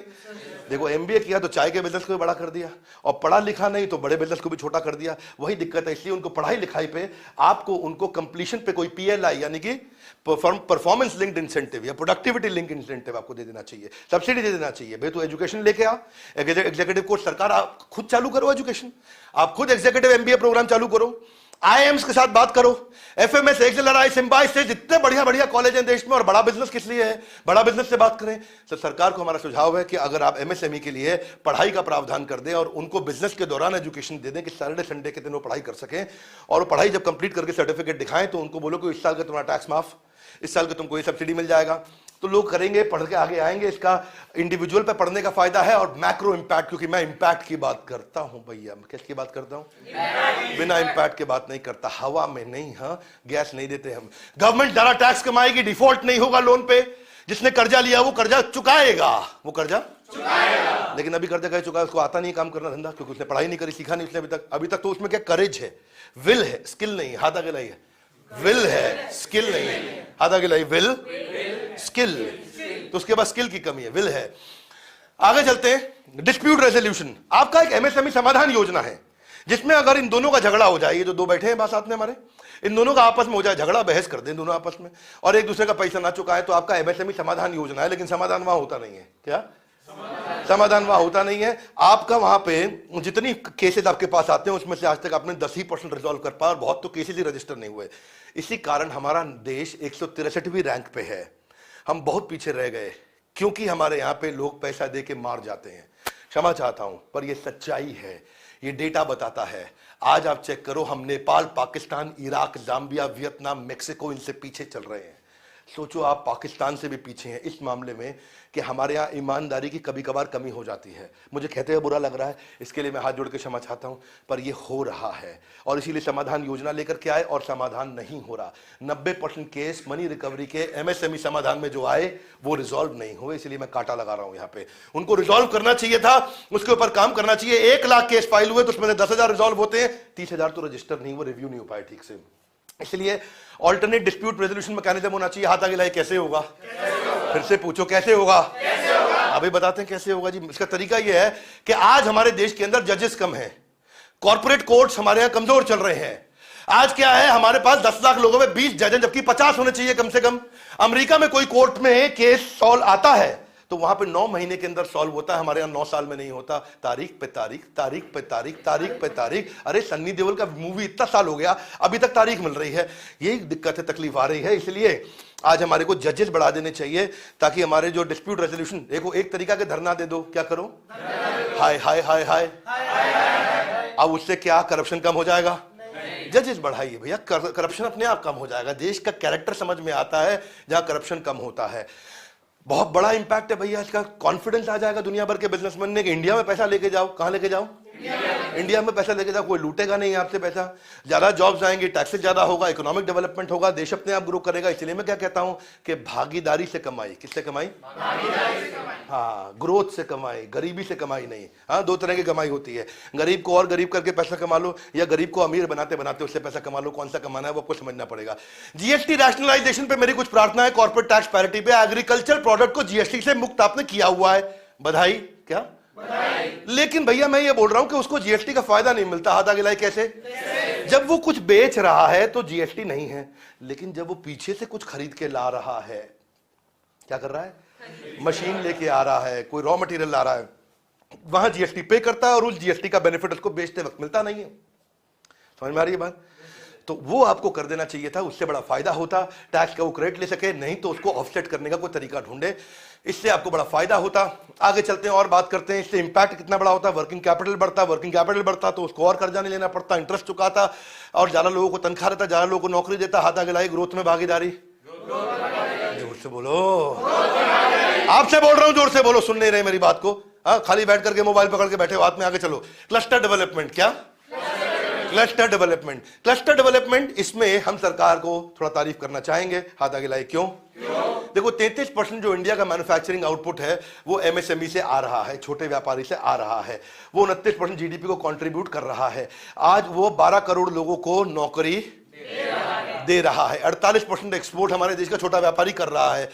आपने एक अच्छा लॉन्च किया आज scheme, one station one product concept of clusterisation, यानी कि एक जगह पे एक ही प्रोडक्ट बनेगा, वहां जितने व्यापारी आएंगे वो एक ही चीज बनाए। मेरी बात नहीं समझे? समझ पा रहे भैया? सब लोग ध्यान दें, मैं इजी कर दूं उसको, और कोई बात ना समझ में आए अभी प्रश्न कर लो, यही क्वेश्चन कर लो ताकि बाकी लोग को भी समझ में आ जाए। देखो मेरी एक्सपेक्टेशन जो क्लस्टर बेस्ड डेवलपमेंट की थी वो मिल गई आपसे, वो पूरी हुई। इसके लिए हम सरकार के लिए ताली बजाना चाहते हैं। सरकार को बधाई कि आपने अच्छा काम किया। मैं आपको समझा देता हूं, हाथ आगे लाइए। क्या होता है ये? मैं बताता हूं क्या होता है। चाइना में 100 शहर हैं ऐसे। कितने? 100 शहर है। फर्नीचर का अलग शहर, कपड़ों का अलग शहर, मोबाइल का अलग शहर, बिजली का अलग शहर, खिलौनों का अलग शहर, टाइल का अलग शहर। ऐसे ही जब वो शहर बन जाता है तो उस शहर में आपको खरीदना, बेचना, एम्प्लॉय लाना, कोई स्किल्ड लेबर लेके आना, आपस में ट्रांसपोर्टेशन करना, आपस में लॉजिस्टिक्स करना। ट्रक आपको अभी 1000 किलोमीटर नहीं लेके जाना है, 2 किलोमीटर लेके जाना है। 2 किलोमीटर बाद आपको सामान पकड़ा देना है वहां पे। तो भैया आप समझ रहे हो, 2000 किलोमीटर और 2 किलोमीटर ट्रक में जाने आने का खर्चा बढ़ा के घटा? थोड़ा घटा के बहुत घट गया, बहुत घट गया कि खत्म ही हो गया। ये है मुद्दा मेरा, इसको बोलते क्लस्टराइजेशन। 80% रीजन जो है वो पोर्ट के नजदीक है चाइना में, ताकि एक्सपोर्ट भी हो जाए। पोर्ट के नजदीक, पोर्ट से होता है एक्सपोर्ट। क्या? पोर्ट से होता है इंपोर्ट। क्या? तो पोर्ट के नजदीक कर दें, क्लस्टराइजेशन कर दें आप। इसका बहुत फायदा है, ट्रेड एक जगह पे होगा, सप्लाई चेन चीपर हो जाएगा, लॉजिस्टिक्स का, ट्रैवल का खर्चा खत्म हो जाएगा, और फॉरेन करेंसी बहुत आएगा, क्योंकि विदेश से लोग आएंगे, एक ही जगह पे पूरा शहर देख लेंगे और एक ही जगह पे डिसीजन लेके चले जाएंगे। ऐसा नहीं कि चेन्नई भी घूम रहा है, मुंबई भी घूम रहा है, पुणे भी जा रहा है, दिल्ली भी जा रहा है, कोलकाता भी जा रहा है, गांव में जा रहा है, शहर में जा रहा है। हाथ आगे लाइए, कहां कहां जाऊं? कहीं मत जाओ, एक शहर में आओ, सारा काम करके वापस चले जाओ। ओए होए होए होए, क्या? हाँ बोलो, हाथ पीछे से लेकर गया जोर से, अरे वाह। हाँ, तो इसके लिए निर्मला सीतारमण आपको हम बहुत बधाई देना चाहते हैं। आपने अच्छा काम किया, इस पे आप इनिशिएटिव ले रहे हैं। इससे मनी आउटफ्लो बढ़ेगा, इकोनॉमी बूस्ट होगी, बैंकिंग को फायदा होगा, इकोनॉमी को इंपटस मिलेगा। इसीलिए मैं बोल रहा हूं करेज की सरकार। कौन सी सरकार? हाँ, कर्ज कम करने की सरकार नहीं है ये कर्ज नहीं कम करेगी, ये करेज ज्यादा देती है। तो उस तरह की थोड़ी सरकार डिफरेंट है ये। तो ये हिम्मत का काम कर रहे हैं, लेकिन इससे लोग नाराज भी होते हैं। ये ऐसा ही है जैसे बच्चे के हाथ से उसको मोबाइल में अभी वीडियो गेम खेलना है, लेकिन मोबाइल छीन के उसको पढ़ने पे लगा दिया, बोला तुझे फायदा 10 साल बाद होगा, बोल रहे मुझको फायदा अभी चाहिए। क्या फायदा? इसको ना, इसका तरीका है इस बात को समझने का। ये ऐसा है, ये आयुर्वेद की सरकार है, एलोपैथी की नहीं है। एलोपैथी में बीमारी आज दूर होती है, आपको बुखार चढ़ा है, भैया अभी गोली दो, अभी बुखार कम हो जाए। लेकिन नहीं नहीं नहीं, हम तो तुमको अश्वगंधा देंगे, हम तो तुमको तुलसी देंगे, इससे तुम्हारी बीमारी जाएगी 1 साल के बाद, लेकिन चली जाएगी, उसके बाद दोबारा नहीं आएगी। तो ये फर्क है। तो लेकिन भैया जब एलोपैथी की जरूरत है तो वो भी दे दो, ठीक बात है कि नहीं? Yes no? तो दोनों का समझना चाहिए आपको। आयुर्वेद जड़ से खत्म करेगा। देखो अगर ये देवी जी बैठी, इनके यहाँ गाल पे क्या हो जाए? पिंपल। क्या हो जाए? हाँ, तो इनका छुप जाएगा डिम्पल। क्या छुप जाएगा? तो इनको अगर पिंपल हो गया तो इनको ऑइंटमेंट लगाए तो पिंपल चला जाएगा, लेकिन यहां से निकल आएगा। फिर ऑइंटमेंट यहां लगाए, यहां से चला जाएगा, यहां से निकल आएगा, लेकिन बार बार पिंपल जाएगा आएगा जाएगा जाएगा। तो इसलिए इनका खून साफ करा दो, कोई ऐसा सोल्यूशन पिला दो जिससे खून साफ हो जाए, पिंपल कभी नहीं आएगा। तो मैं सरकार का आपको पर्सपेक्टिव दे रहा हूं, लेकिन आपको क्या है, अभी कल शादी में जाना था, तो आज आपको खून साफ करने से बात नहीं बनेगी। आज आपको ऑइंटमेंट भी लगाना है और ब्लड भी प्यूरिफाई करना है। ऐसे समझिए ताकि आपको पूरी बात समझ में आए, क्योंकि जो आपको ट्वीट करके बताएगा वो अधूरी बात बताएगा। कौन सी बात बताएगा? हम आपको सही भी बता देंगे, गलत भी बता देंगे। तो जो गलत किया है उसके लिए गलत, जो सही किया है उसके लिए ताली, जो गलत किया हमारे हाथ खाली। आगे बढ़ते हैं, जरा बात को समझते हैं। देखिए यूनियन बजट हेल्थ केयर पे भी होना चाहिए था। किस पे? इसीलिए हाथ आगे लाइए। आज तक का बजट पे सबसे बढ़िया वीडियो, बजट पे सबसे बढ़िया वीडियो। पूरे देश को समझ में आ जाएगा भैया, अनएजुकेटेड मत रहो। ऐसे जाके वोट दे आते हो, क्या मिला? पहुआ मिला, मुझको पी लिया, मैं जाके वोट दे के आऊंगा। तुम पागल आदमी हो यार। पहले पूरी बात सीखो। कौन सी बात सीखो? पूरी बात, अधूरी बात नहीं। 5 राज्यों में इलेक्शन आ रहा है, किसको दे के आओगे वोट? जो मुझे पहुआ देगा। अरे भैया क्या काम करते हो यार तुम। मेरे को गुस्सा आ रहा है, मैं लेकिन हंस हंस के बात कर रहा हूं आपसे। हाँ, हेल्थ केयर में बात होनी चाहिए थी। देखिए हुई बात, ठीक है। मेरी ये एक्सपेक्टेशन थी कि आपका 1.8% जीडीपी का जो आप इन्वेस्ट कर रहे हो वो 3% तक चला जाए, यानी कि 6 लाख करोड़ रुपया। वो आपने नहीं किया, उसको हमको थोड़ा दुख लगा, क्योंकि चाइना 7% खर्च कर रहा है, हम 0.25% कर रहे हैं। अमेरिका 9% कर रहा है, हम 0.25% कर रहे हैं। मानते हैं उनके पास पैसा ज्यादा है। हम ये नहीं कह रहे कि आप 9% कर देते, हम ये कह रहे हैं कि 2 से 3 कर देते। क्या हम ठीक कह रहे हैं? Yes no? क्योंकि अच्छा देखिए, इंडिया का जो है ना, इस समय डॉक्टर पेशेंट का जो रेशियो है बहुत कमजोर चल रहा है। आधा गिला कैसे? देखो ऐसे है कि इंडिया में 1000 पे 0.8 डॉक्टर है, चाइना में थोड़ा ज्यादा है, 2 है, और वही जर्मनी में देखे तो 4.3 है। ये नंबर इंडिया का बहुत पुअर आ रहा है। मुझे लगता है स्क्रीन पे आपको दिख नहीं रहा होगा ये, क्योंकि इसका जो है फॉन्ट डिजाइन वो लाइट है। ये इंटरनेट से मैं इमेज एज इट इज लाके लगा दिया था यहाँ पे, जल्दी हो रही थी। ये तो है नहीं कि बजट आ गया था 1 महीना पहले, मैं प्रिपरेशन कर रहा था, आज ही बजट आया, आज ही वीडियो लेके आया। तो जो छोटी मोटी गलती होगी उसको आप जरा क्षमा भी कर सकते हैं हमारे को, और अगर कोई बात अच्छी लगे तो जोर से ताली भी बजा सकते हैं। आगे चलते हैं। इसीलिए आपको एम्स बढ़ाने चाहिए। कितने? क्या बढ़ाने चाहिए? मैं दिल्ली के एम्स के बाहर जाता हूं, मेरा दिल दुखता है, बहुत दिल दुखता है। लंबी लंबी लाइनें लगी हुई हैं। कोई एनजीओ वाला बेचारा आकर के आलू पूड़ी वहां बात जाता, खा करके वो अपना गुजारा कर रहा है, कोई पूछने वाला नहीं है उनको। सुबह 4 बजे जाकर देखो 4 किलोमीटर की लाइन, क्या? अब 5 बज जाता तो 5 किलोमीटर की, 6 बजता तो 6 किलोमीटर की, हर घंटे पे 1 किलोमीटर की लाइन बढ़ जाती है। कार्ड का नंबर नहीं आता गरीब आदमी का। अच्छा आपको बधाई, आपने 23 एम्स बनाए लेकिन 9 ही चलाए। आपने 23 एम्स बनाए लेकिन ये क्या बात हुई? इसका मतलब आपकी एग्जीक्यूशन कैपेबिलिटी पर और काम करना चाहिए आपको। गवर्नमेंट हॉस्पिटल में हमारे देश में 7 लाख बेड हैं, और जबकि आप अमेरिका में या चाइना में देखोगे 70 लाख बेड है। तो वहां बीमारी होती है तुरंत आपको इलाज मिल जाता है। यहां 7 लाख है, वहां 70 लाख है। इसलिए इस पे हेल्थ केयर पे पैसा और इन्वेस्ट करने की इच्छा थी, हमारी एक्सपेक्टेशन थी। अगर आप स्पीड अप कर सके, ज्यादा बेड ला सके, तो बहुत बड़ा फर्क होगा, कैपेसिटी डेवलपमेंट होगा। अनमेट डिमांड, कौन सी डिमांड? जो अधूरी डिमांड है, जो कि अभी पूर्ण नहीं हो सकी है। हेल्थ केयर आपका अगर रिमोट तक पहुंच जाए, छोटे गांव में पहुंच जाए, अगर आपका बिल्कुल छोटे गांव में आपका पहुंच जाए, गुवाहाटी में एम्स बना दो, बेचारे को दिल्ली आने की जरूरत नहीं है कि नहीं है। एयर एम्बुलेंस पे आता है, किस पे? अब उसको कोई बेचारे को अचानक कोई तकलीफ हुई, एयर एम्बुलेंस पे दिल्ली पहुंचता है, जाकर के कहीं इलाज कराता है। आपने वहीं एम्स बना दो तो उसको आना नहीं पड़ेगा, यहां पे आपका वजन नहीं पड़ेगा। अब हेल्थ केयर के लिए मैं एक सुझाव देना चाहता हूं, सुनना चाहेंगे? अगर आप फंड R&D के लिए लॉन्च कर दें और फार्मा कंपनी को दे दें, जैसे आपने NHAI के लिए किया है, national highway authority of India के लिए किया है, आपने रूरल इलेक्ट्रिफिकेशन कॉर्पोरेशन के लिए किया है, तो आप ऐसा टैक्स फ्री अगर फंड लॉन्च कर दें R&D के लिए फार्मा कंपनी को, भैया तुम फार्मा कंपनी हो, हाँ मैं हूं, तो हम आपको पैसा दे रहे हैं टैक्स फ्री, इसमें आदमी को फायदा मिलेगा, उसको टैक्स नहीं लगेगा इनकम पे, वो पैसा आपको दे देगा, आप उससे R&D करो। लेकिन फिर इससे बाद में क्या करो, इनको बोलो कि भैया तुमको आसानी से पैसा मिला है, इसीलिए तुम अब सस्ती दवाइयां बनाओ। क्या बनाओ? आसानी से पैसा मिला, सस्ती दवाइयां बनाओ। कौन सी वाली दवाइयां सस्ती बनाओ? खास तौर से वो जो बिल्कुल लाइफ सेविंग ड्रग्स होती हैं, क्योंकि एक्सपेंसिव लाइफ सेविंग ट्रीटमेंट है। इसको जरा मिटा देता हूं साथ साथ, ऑटोमेटिक नहीं होगा। मैं बोला ना एडिटिंग नहीं हो रही है आज क्या लाइव आ रहा हूं। कैसे आ रहा हूं? बिल्कुल ठीक। आपका ये स्पाइनल मस्कुलर एट्रोफी, एक बेचारे लड़के को हमारे देश में क्या हो गया, 15 करोड़ रुपए का इलाज उसका। अब एक इंडियन बच्चे को जब हुआ बड़ी तकलीफ आई। एक और बीमारी न्यूरो ब्लास्टोमा, ये बोन मैरो की होती है, इसमें 15 लाख रुपए की एक डोज चलती है, 48 डोज देनी पड़े, 7 करोड़ रुपए लग जाता है उसका। इसको बोलते हैं लाइफ सेविंग ड्रग। जोर से बोले, क्या बोलते हैं? लेकिन अगर आपने फार्मा कंपनी के बॉन्ड का ऐसे पैसा डाल दिया उनके R&D के लिए और उनके साथ में कंपल्शन ले लिया, तुमको पैसा सस्ता दे रहे, तुम दवाई सस्ती बनाओ, दवाई कितना फर्क पड़ जाएगा आम आदमी को। आम आदमी भी कमाएगा, फार्मा कंपनी भी कमाएगी, बीमारी भी दूर हो जाएगी और सरकार भी कमाएगी। हाथ आगे लाइए, ग्रोथ में भागीदारी। नहीं समझ रहे बात को? हम बोल रहे हैं ग्रोथ में भागीदारी, इसीलिए सामने वाले को बढ़ाओ। और हम तो क्या कहते हैं भैया, हमेशा मेरिटोक्रेसी। कौन सी क्रेसी? हाँ, मेरिटोक्रेसी की एडवोकेसी करते हैं हम। हम ऑटोक्रेसी नहीं कह रहे, मेरिटोक्रेसी। जो आदमी काबिल है उसको आगे बढ़ाओ। अब ये रेटिनल डिस्ट्रोफी ने बीमारी, 6 करोड़ रुपए का इलाज है उसमें, बेचारे की आंख का उसका विजन खत्म होने लग जाता है, कंप्लीट ब्लाइंडनेस की तरफ चला जाता है, लेकिन लोग करा नहीं पाते इलाज। इस चश्मा खरीदने में दिक्कत आ जाती है उनको, ऑनलाइन जाकर के 25 वेबसाइट देख लेते हैं, और ये 6 करोड़ रुपए कौन देगा आंखों के लिए? अब GST हेल्थ केयर पे अगर आप कम कर दें, और कैसे करें कि पूरी सप्लाई चेन को 0 रेटिंग कर दें। पूरी सप्लाई चेन क्या मतलब हुआ?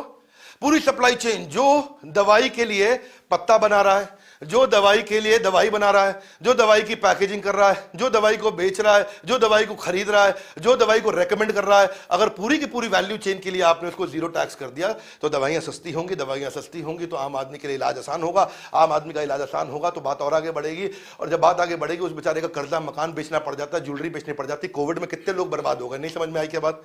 तो इसीलिए उसको एक्सेसिबल, अफोर्डेबल बनाना चाहिए था। ये हमारे कुछ सुझाव हैं। हमारे फाइनेंस मिनिस्टर को स्पेशल बजट होना चाहिए था प्रिवेंटिव हेल्थ केयर, ये बहुत बड़ा गेम चेंजर है। हाथ आगे लाई, कैसे? ध्यान से सुनो, बोलो कैसे? अभी बताते हैं ऐसे। बोलो कापा, करेक्टिव एक्शन, प्रिवेंटिव एक्शन। जोर से बोलो, करेक्टिव एक्शन। करेक्टिव एक्शन क्या, बीमार हो गया तो इलाज करा दिया। प्रिवेंटिव एक्शन क्या, ऐसा क्या करें कि बीमारी ना हो। ओहो, हाँ, तो देखो मेरी बात समझो कि बीमारी ना हो आदमी। वो कैसा, एक गाने में भी आता है ना ऐसा, ओहो, कौन सा गाना मुझे मालूम नहीं, अभी मुद्दे में समझते हैं हम, है जी। अच्छा, गाना सोचने लग गए आप सारे। देखो यही दिक्कत है, थोड़ा सा छेड़ के दो, आपको 12 सेकंड 15 सेकंड के शॉर्ट वीडियो देखने की इतनी आदत पड़ गई है कि लॉन्ग वीडियो छोड़ के जाने में लगे रहते हो। हाथ आगे लाई, नहीं अटेंड करूंगा। क्या? पूरा अटेंड करूंगा। हाँ बिल्कुल ठीक। हाँ ओके। अभी देखो कापा क्या होता है, corrective action, preventive action. Corrective action, preventive action क्या है? एक ऐसा बजट डाल दीजिए भाई प्रिवेंटिव हेल्थ केयर के लिए कि एक आदमी का जिसकी 40 साल की उम्र हो जाए, उसका फुल बॉडी स्क्रीन टेस्ट हो जाए बढ़िया से। उसका आप LFT, KFT, blood test, urine test, सारे टेस्ट फटाफट ऊपर से नीचे के हो जाए, और उसको आप राशन कर दो, थोड़ा उसको कोई सब्सिडाइज कर दो या फ्री दे दो सरकारी अस्पताल में, और उसको आधार के साथ लिंक कर दो। अब जिस आदमी को पहले ही पता चल गया भैया मुझको ये बीमारी होने वाली है, तो वो इलाज करा लेगा, खाने पीने में बरत लेगा, वो पूरा अच्छे से तेल घी नहीं लेगा वगैरह वगैरह, जो करना है उसको, एक्सरसाइज चालू कर देगा, उसका KFT, LFT। नहीं तो भैया ये तो आप प्री डायबिटिक हो रहा हो, अगर टेस्ट करा रहा हो तो पता चलेगा, नहीं टेस्ट करा तो अचानक दिक्कत हो जाती है। एक बार किडनी उड़ गई तो भाई फिर वापस नहीं आती किडनी, आपको बता दें। हाँ, लीवर का सिरोसिस हो जाता है, किडनी फेल हो जाती है, क्रेटिनिन बढ़ जाता है, गेम ओवर हो जाता है, कार्डियक अरेस्ट ना हो जाए उस आदमी को। तो अगर आपने 40 साल की उम्र के ऊपर कर दो, क्योंकि देश के अंदर 3 लाख करोड़ रुपया दवाई पे जा रहा है। कितना? इसमें कम से कम 1/3 यानी कि 1 लाख करोड़ रुपया बच जाएगा। 1 लाख करोड़ रुपया अगर बच गया, और टेस्ट में आपका उतना पैसा लग नहीं सकता, उसको भी हम बोल रहे हैं राशनिंग कर दो आप। अगर आपने राशनिंग करके थोड़ा सब्सिडाइज कर दिया, सरकारी अस्पताल में पूरी बॉडी का टेस्ट कर दिया आपने, उसका गेम चेंज। कम से कम 1 लाख करोड़ रुपया देश का दवाइयों के अंदर बचेगा। आगे चलते हैं। एम्प्लॉयमेंट जनरेशन, जिसके ऊपर पूरा विपक्ष बोल रहा है कि आपने देश को बेरोजगार बना दिया है। क्या यह बात सच है? कुछ हद तक सच है। क्या यह बात झूठ है? कुछ हद तक बताते हैं सच है कि झूठ है। अटेंड करिए ध्यान से। अप स्किलिंग और रीस्किलिंग की दिक्कत थी भैया। गवर्नमेंट ने 3000 करोड़ रुपया स्किल इंडिया पे, स्किलिंग मूवमेंट पे खर्च किया। कितना? 3000 करोड़ रुपया। कम है क्या? अच्छा पैसा लगाया सरकार ने, ठीक है, बताते हैं कम है कि नहीं है। लेकिन हो क्या रहा है, आज चाइना में जो मैन पावर है वो 30% स्किल्ड है, हमारे देश में अभी भी 2% स्किल्ड है। आप खर्चा तो पूरा कर रहे हैं लेकिन आउटपुट नहीं आ रहा। क्या नहीं आ रहा? आउटपुट नहीं आ रहा। आप लगा रहे हैं पैसा लेकिन ROI नहीं आ रहा है। तो पैसा इन्वेस्ट करो, ROI नहीं लाए, ऐसा धंधा करना चाहिए? नहीं। इसका मतलब आप पैसा ठीक से इन्वेस्ट नहीं कर रहे। क्या नहीं कर रहे? ठीक से इन्वेस्ट नहीं कर रहे। इसीलिए टिम कुक आके क्या बोल गए? टिम कुक इंडिया आकर के बोल के गए सबके सामने पब्लिक में, चाइना में स्किल्ड मैन पावर, क्राफ्ट्समैनशिप है, सोफिस्टिकेशन है, इसीलिए मेरी फैक्ट्री चाइना में लगा रहा हूं। हाथ आगे लाइए। ये तो गलत बात है। यही हो रहा है हमारे साथ में। क्यों? क्योंकि आपको स्किल्ड मैन पावर की कमी हो रही है। तो अब देखो इसके लिए क्या है, स्कीम आपकी ठीक से काम नहीं कर रही। आप पैसा दे रहे हैं, राजीव गांधी बोलते थे 100 रुपया चलता है 12 पैसा पहुंचता है, नहीं 1 रुपया चलता है 12 पैसा पहुंचता है। वही आज देखें आप कितना पैसा लगाया आपने। अब इसलिए इस मैकेनिज्म में इफेक्टिवनेस का असेसमेंट होना चाहिए कि ये ठीक से इफेक्टिवली हो रहा है कि नहीं हो रहा। आरओआई तभी आएगा। 60 लाख नई जॉब आप कह रहे हैं कि क्रिएट करेंगे, इससे किससे क्रिएट करेंगे? पीएलआई स्कीम से। वो हमको अच्छा लगा, उसके लिए आपको बधाई। प्रोडक्शन लिंक्ड इंसेंटिव, ये बिल्कुल ठीक है, तो उसके लिए सरकार को हम बधाई देना चाहते हैं। ये मोटिवेट करेगा एमएसएमई को, एम्प्लॉयमेंट बढ़ेगी इससे। लेकिन स्किलिंग स्कीम अगर ठीक से नहीं चली, देखो एक तो होता है पैच वर्क। कौन सा वर्क? ऑइंटमेंट लगा लें देवी में, क्योंकि पिंपल है, छुप गया उनका डिंपल है कि नहीं? तो अब पैच वर्क ऐसा ही होता है। लेकिन दूसरा होता है रिफॉर्म, यानी कि आपको खून साफ करना है ना? क्या साफ करना है? अब देखो आप एम्प्लॉय लिंक्ड इंसेंटिव भी होता है। ज्यादा एम्प्लॉय हायर कर लो तुमको इंसेंटिव दे दूंगा, बिल्कुल गलत स्कीम। ज्यादा प्रोडक्शन कर लो तुमको इंसेंटिव दे दूंगा, ये सही स्कीम। तो सरकार ने इसमें अच्छा किया। रिफॉर्म क्या होना चाहिए? रिफॉर्म ऐसा होना चाहिए कि आप अगर ईज ऑफ डूइंग बिजनेस कर दो, नए नए बिजनेस, माइक्रो एंटरप्रेन्योरशिप, 1 लाख की पॉपुलेशन के शहर के अंदर ही बिजनेस हो जाए, आदमी को माइग्रेट ना करना पड़े। क्या ना करना पड़े? क्योंकि 1 लाख की पॉपुलेशन वाले छोटे छोटे बहुत से शहर हैं और उनके आसपास कितने गांव हैं। अब ये लड़का मेरे साथ काम करता, पहाड़ों से आया है, इसके वहीं कहीं अच्छी नौकरी लग रही होती तो माता पिता के साथ रहता। जिनकी माँ कितनी मिस करती है, कोई दिल्ली में हमारे साथ रह रहा है, लेकिन हम इनको भाई वाला प्यार देते हैं, पर फिर भी अगर माँ बाप के साथ रह रहा होता कितना खुश होता है। क्योंकि माइक्रो एंटरप्रेन्योरशिप की कमी है, इसलिए वहां नौकरियां नहीं है। मेरी बात समझ आ रही है? नो? अब वो कैसे हाथ आगे लाई, कैसे करें? आप नया बिजनेस शुरू करने को आसान कर दो। क्या कर दो? आसान कर दो भैया। कंटिन्यूस चलने वाला प्रोग्राम मेरे साथ रहे ना, इस प्रोग्राम की खत्म होने की ना करना जल्दी, क्योंकि इसने लाखों की जिंदगी अब बिल्कुल ठीक पकड़ लिया आपने। देखो जब नया बिजनेस चालू होता है तो वाइंडिंग अप फॉर्मेलिटी, फेल होने पे भी बिजनेस सरकार 2 साल लगवा देती है आपको बंद करने में धंधा। ये थोड़ी है कि आपका धंधा बंद हुआ तो कल बंद कर दोगे। 2 साल की फॉर्मेलिटी होती है, उसको सरकार ने 6 महीने किया। आपको बधाई उसके लिए। 1 नेशन 1 रजिस्ट्रेशन आपने किया और वो एस्टैब्लिश आप करने जा रहे हैं, उसके लिए आपको बधाई। यहां पे हम आपको अच्छा नंबर देना चाहते हैं। ये रिड्यूस करेगा रेड टेपिज्म को और करप्शन को। एक ही जगह अगर सिंगल विंडो सिस्टम हो जाए, नए एंटरप्रेन्योर आएंगे, नए एंटरप्रेन्योर आके बिजनेस शुरू करेंगे और इससे ज्यादा नौकरियां लगेंगी। लेकिन इसमें कुछ और भी मैं सुझाव देना चाहता हूं। क्या जानना चाहेंगे? नया बिजनेस शुरू करने में आसान करने के लिए आपको इमीडिएट रजिस्ट्रेशन कर देना चाहिए। आज हमारे देश में रजिस्ट्रेशन में लगते हैं 15 दिन, सिंगापुर में लगते हैं 1 दिन, और एस्टोनिया नाम का शायद देश है जिसमें लगता है कितना? आधा घंटा। कितना? आधा घंटा। हमारे देश में लगता है 15 दिन। तो इसका मतलब इंप्रूवमेंट का स्कोप है। दूसरा, रिडंडेंट रेगुलेशन। आज सरकार ने उस पर काम किया, कई पुराने रेगुलेशंस को खत्म किया है, उसके लिए आपको बहुत बधाई। इतने आपने नियम कानून बना दिए, इतने नियम कानून बना दिए, आदमी का काम करने का मन ही ना करे। है जी? आप क्या चाहते हैं? कई बार ऐसा चाहते हैं, मैं आपको नहीं बोल रहा हूं इस सरकार को, ये 50 साल से सरकारें चल रही हैं, आ रही हैं, जा रही हैं। तो ऐसा चेन से आपने चारों तरफ से इंसान को बांध दिया, जैसे समझो घोड़े को आपने हर तरफ से बांध दिया। अब उसको बोल रहे भागो। क्या भागो? कैसे भागेगा? इतने आपने रस्सियां से बांध दिया उसको। तो रस्सी खोलो। क्या करो? रस्सी खोलो। आपको यूईएन चालू कर दो, मेरा सुझाव है। इसको बोलते हैं यूनिक एंटरप्राइज नंबर।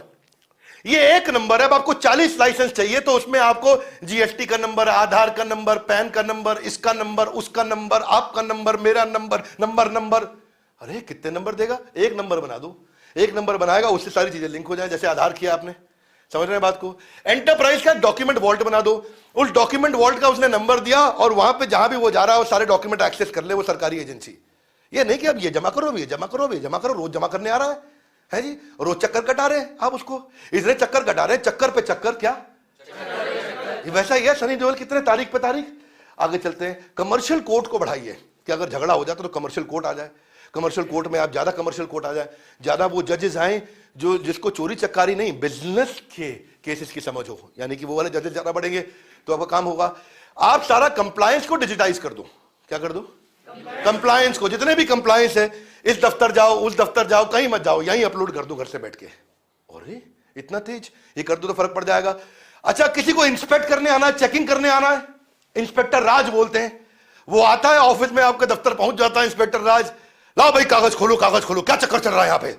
हाँ खोलो सब कुछ, तुम दिखाओ मुझको। अच्छा, अब क्या रहता है? उसी चक्कर में चलता है अंडर टेबल। कौन सा टेबल? तो वो खत्म हो जाएगा क्योंकि आपने सब कुछ डिजिटल कर दिया।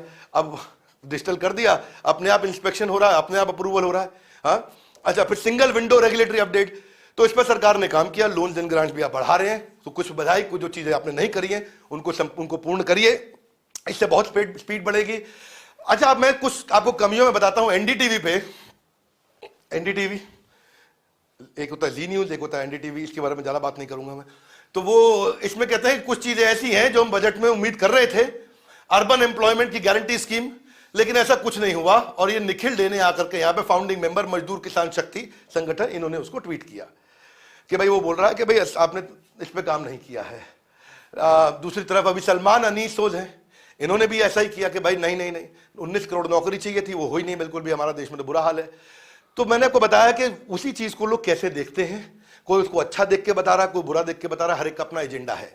लेकिन हम आपको अच्छा भी बता रहे हैं, बुरा भी बता रहे हैं, ताकि आपकी नॉलेज इंफॉर्मेशन बढ़ जाए। ये एक वीडियो जो आपको संपूर्ण नॉलेज दे देगा बजट के बारे में। Are you with me loudly? Yes no? Sunil Duggal ये क्या कहते हैं, इनके हिसाब से बहुत बढ़िया बना है भैया। इनके हिसाब से लार्ज स्केल एम्प्लॉयमेंट होने जा रहा है, हाँ, इतना बड़ी नौकरी लगने वाली। तो ये बहुत तारीफ कर रहे हैं। अब कुछ लोग आदमी आपको बहुत तारीफ करते दिखाई पड़ेंगे और कुछ आपको बहुत बुराई करते दिखाई पड़ेंगे, लेकिन आपको यह पता नहीं चल पाएगा कि एक्चुअली सही हुआ क्या है, गलत हुआ क्या है। वही हमारा काम है, हम आपको सही भी बता देंगे, गलत भी बता देंगे। सीताराम येचुरी ये कहते हैं कि भाई 20 करोड़ नौकरियां इस समय मिस कर रही है हमारे देश में। मनरेगा में पैसा आपने थोड़ा और कम कर दिया, आपने उसको बढ़ा देना चाहिए था, बल्कि आपने तो हत्या कर दिया हमारे देश में लाइवलीहुड की एक नौजवान के। तो नौजवान का आपने बुरा हाल कर दिया, आपने तो मार दिया, पूरे देश को बर्बाद कर दिया। सीताराम येचुरी साहब है, तो वो भी अपनी बात रख रहे हैं। तो देखो, जो भी लोग कह रहे हैं उनमें काफी सच्चाई भी है, ये भी जो कह रहे हैं उसमें काफी सच्चाई है, लेकिन दूसरी तरफ में भी बहुत सच्चाई है कि उन्होंने लॉन्ग टर्म इनिशिएटिव लिए हैं इस बार, जिससे आने वाले समय में आप परमानेंट इन प्रॉब्लम्स को सॉल्व कर पाएंगे, केवल आज के नहीं। या तो आप कैसे कर दो भाई, फ्री में आपको बिजली, फ्री में पानी, फ्री में खाना, फ्री में सब कुछ, फ्री में मौज करो आप, हैं? क्या करो? मौज कर दी भाई, मौज कर दी, बहुत मौज कर दी, ये भी होता है। लेकिन दूसरा तरीका है भाई, हम आपको लॉन्ग टर्म सस्टेनेबिलिटी ला के दें। जरूरत तो दोनों की थी। हम चलते हैं पीएम गति शक्ति, इसकी मैं बहुत तारीफ करना चाहता हूं। क्या करना चाहता हूं? तारीफ। गति शक्ति क्या है? एक ऐसा मास्टर प्लान जो 7 इंजन इकोनॉमिक ट्रांसफॉर्मेशन ला दे। हाथ आगे लाइए, ऐसा हाथ करिए, बोलिए गति, चलो, बहुत तेज चलो। हाथ आगे लाइए, कैसे? सड़क बनाएंगे उस पर चलो। हाथ आगे लाइए, और कैसे? ट्रेन पे चलो, आप और तेज चलो, एयरपोर्ट पे चलो, फ्लाइट लेके चलो, पोर्ट से चलो, आप अलग बस से चलो, आप मेट्रो से चलो, वाटरवे समुद्र से चलो, आप हर प्रकार के लॉजिस्टिक्स से चलो। हाथ आगे लाई, गति। हाँ, अगर बढ़ गई आपकी गति तो खत्म हो जाएगी दुर्गति। मेरी बात समझ आ रही है? Yes no? ये लॉन्ग टर्म रिफॉर्म है। ऐसा नहीं कि आज भैया पेपर साइन किया और कल से जो है 5000 ट्रेन चालू हो गई या 1000 ट्रेन चालू हो गई, ये ऐसा नहीं है। इसीलिए बता रहे हैं आपको। तो ये प्रोजेक्ट में आपने अच्छा काम किया। पीएम गति मिशन एक्सप्रेसवे, आपका फॉर्मुलेशन आपने इस पे कर दिया। नेशनल हाईवे नेटवर्क आप 25,000 किलोमीटर इस साल बढ़ा देंगे। आप 1,15,000 किलोमीटर की सड़कें बना चुके हैं। सड़क बनती है तो बहुत फर्क पड़ता है, बहुत फर्क पड़ता है भैया। इसीलिए सड़क बनाने पे आप पैसा डाल रहे हैं, उसके लिए आपको बहुत बधाई। इस पे अच्छा पैसा इन्वेस्ट करना चाहिए, इंफ्रास्ट्रक्चर पे करना ही चाहिए था पैसा आपको इन्वेस्ट। बहुत बधाई। 20,000 करोड़ रुपया आप हाईवे नेटवर्क पे जो आपने एक्स्ट्रा लगाने के बाद किया है। रेलवे में आपने गति शक्ति प्लान बनाया है। इसके अलावा 400 नई वंदे भारत ट्रेन लेके आ रही है, थोड़ी मॉडर्न ट्रेन है ये। इन ट्रेन से आप छोटे शहर से छोटे शहर को कनेक्ट कर रहे हैं। ट्रेन में वाईफाई है, खाने की सुविधा है, ट्रेन ज्यादा अच्छा है, ट्रेन थोड़ी नई प्रकार की है, सुंदर है ये। आप 5 रिवर को इंटरलिंक करने जा रहे हैं। 44,000 करोड़ रुपए आपने इरिगेशन पे इस प्लान पे लगाया, बहुत बधाई, अच्छा काम किया।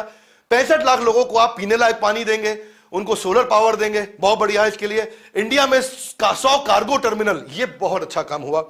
अगर ये काम हो सके, पीएम आवास योजना पे भी आपने कुछ बताया, 48,000 करोड़ रुपया। तो ये मैं, लेकिन फिर भी इतना करने के बाद भी हम चाइना से बहुत पीछे हैं। कैसे हम कवर करेंगे, इन चीजों को जानना जरूरी है। आज हमारे यहां 7% की ग्रोथ है, चाइना में 6%, साउथ कोरिया में 6% की है। इसमें हम आज ये बताएंगे कि अगर हम साउथ कोरिया से तेज ग्रो कर रहे हैं, आज मैं इसमें बताऊंगा कि इस मामले में हमारा जो ग्रोथ रेट है वो चाइना से भी ज्यादा है, वो 6% पे है। क्या मेरी बात समझ आ रही? तो जो आपने इंफ्रा पे पैसा लगाया, उससे हमारा ग्रोथ रेट आपने चाइना से तेज किया है, साउथ कोरिया से तेज किया है, और इसका बहुत बड़ा बेनिफिट है। इसलिए अगर पूरे के पूरे वीडियो में एक चीज की मुझे तारीफ करनी है सबसे ज्यादा, तो मैं इस पे खुल के तारीफ करूंगा, और इस पे जोरदार ताली बजाई जा सकती है, बहुत जोरदार ताली बजाई जा सकती है, क्योंकि आपने हमारे ग्रोथ रेट को खुल के बढ़ाया। हाथ आगे लाए और समझाओ। समझ नहीं आया? समझाते हैं आपको। आपका जो 7.5 लाख करोड़ का जो पैसा लगाया आपने इसके ऊपर, इंफ्रा पे, कितना? ये कैसे लगाया है? इससे नौकरी तो मिली नहीं मुझको, मैं तो बेरोजगार हूं। आपका वीडियो देख रहा हूं इंटरनेट पे पैसा लगा करके, मेरा क्या फायदा हुआ? आप तो ताली बजा के चले गए बिंद्रा जी, नहीं, इससे फायदा होगा आपका। ये 7.5 लाख करोड़ में आपको 2.5 का मल्टीप्लायर मिलता है, यानी कि 40% इसमें से जो पैसा है, यानी कि 7.5 लाख करोड़ का 40% 3 लाख करोड़ हो गया। मैं ठीक नंबर दे रहा हूं? और 3 लाख करोड़ यानी कि 40% 3 लाख करोड़ रुपए की नौकरियां लग जाएंगी इसमें। अगर 3 लाख करोड़ की नौकरी लगी तो यह पक्का है कि इसमें बाकी 4.5 लाख आपका मशीनरी में चला जाएगा, मटेरियल में चला जाएगा, यानी कि पक्का है कि 1 करोड़ लोगों की नौकरी लग जाएगी इसमें।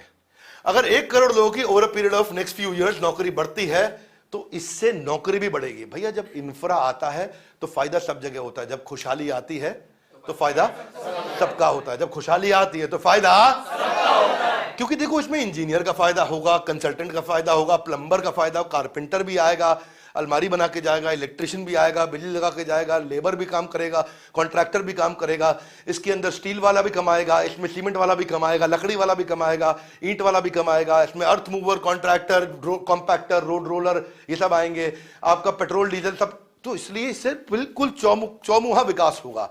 पर हाथ अगर आज नहीं मिलेगा क्या? तो आज वाला गलत किया आपने, मिस किया, कुछ आज का ध्यान रखना चाहिए था, है कि नहीं?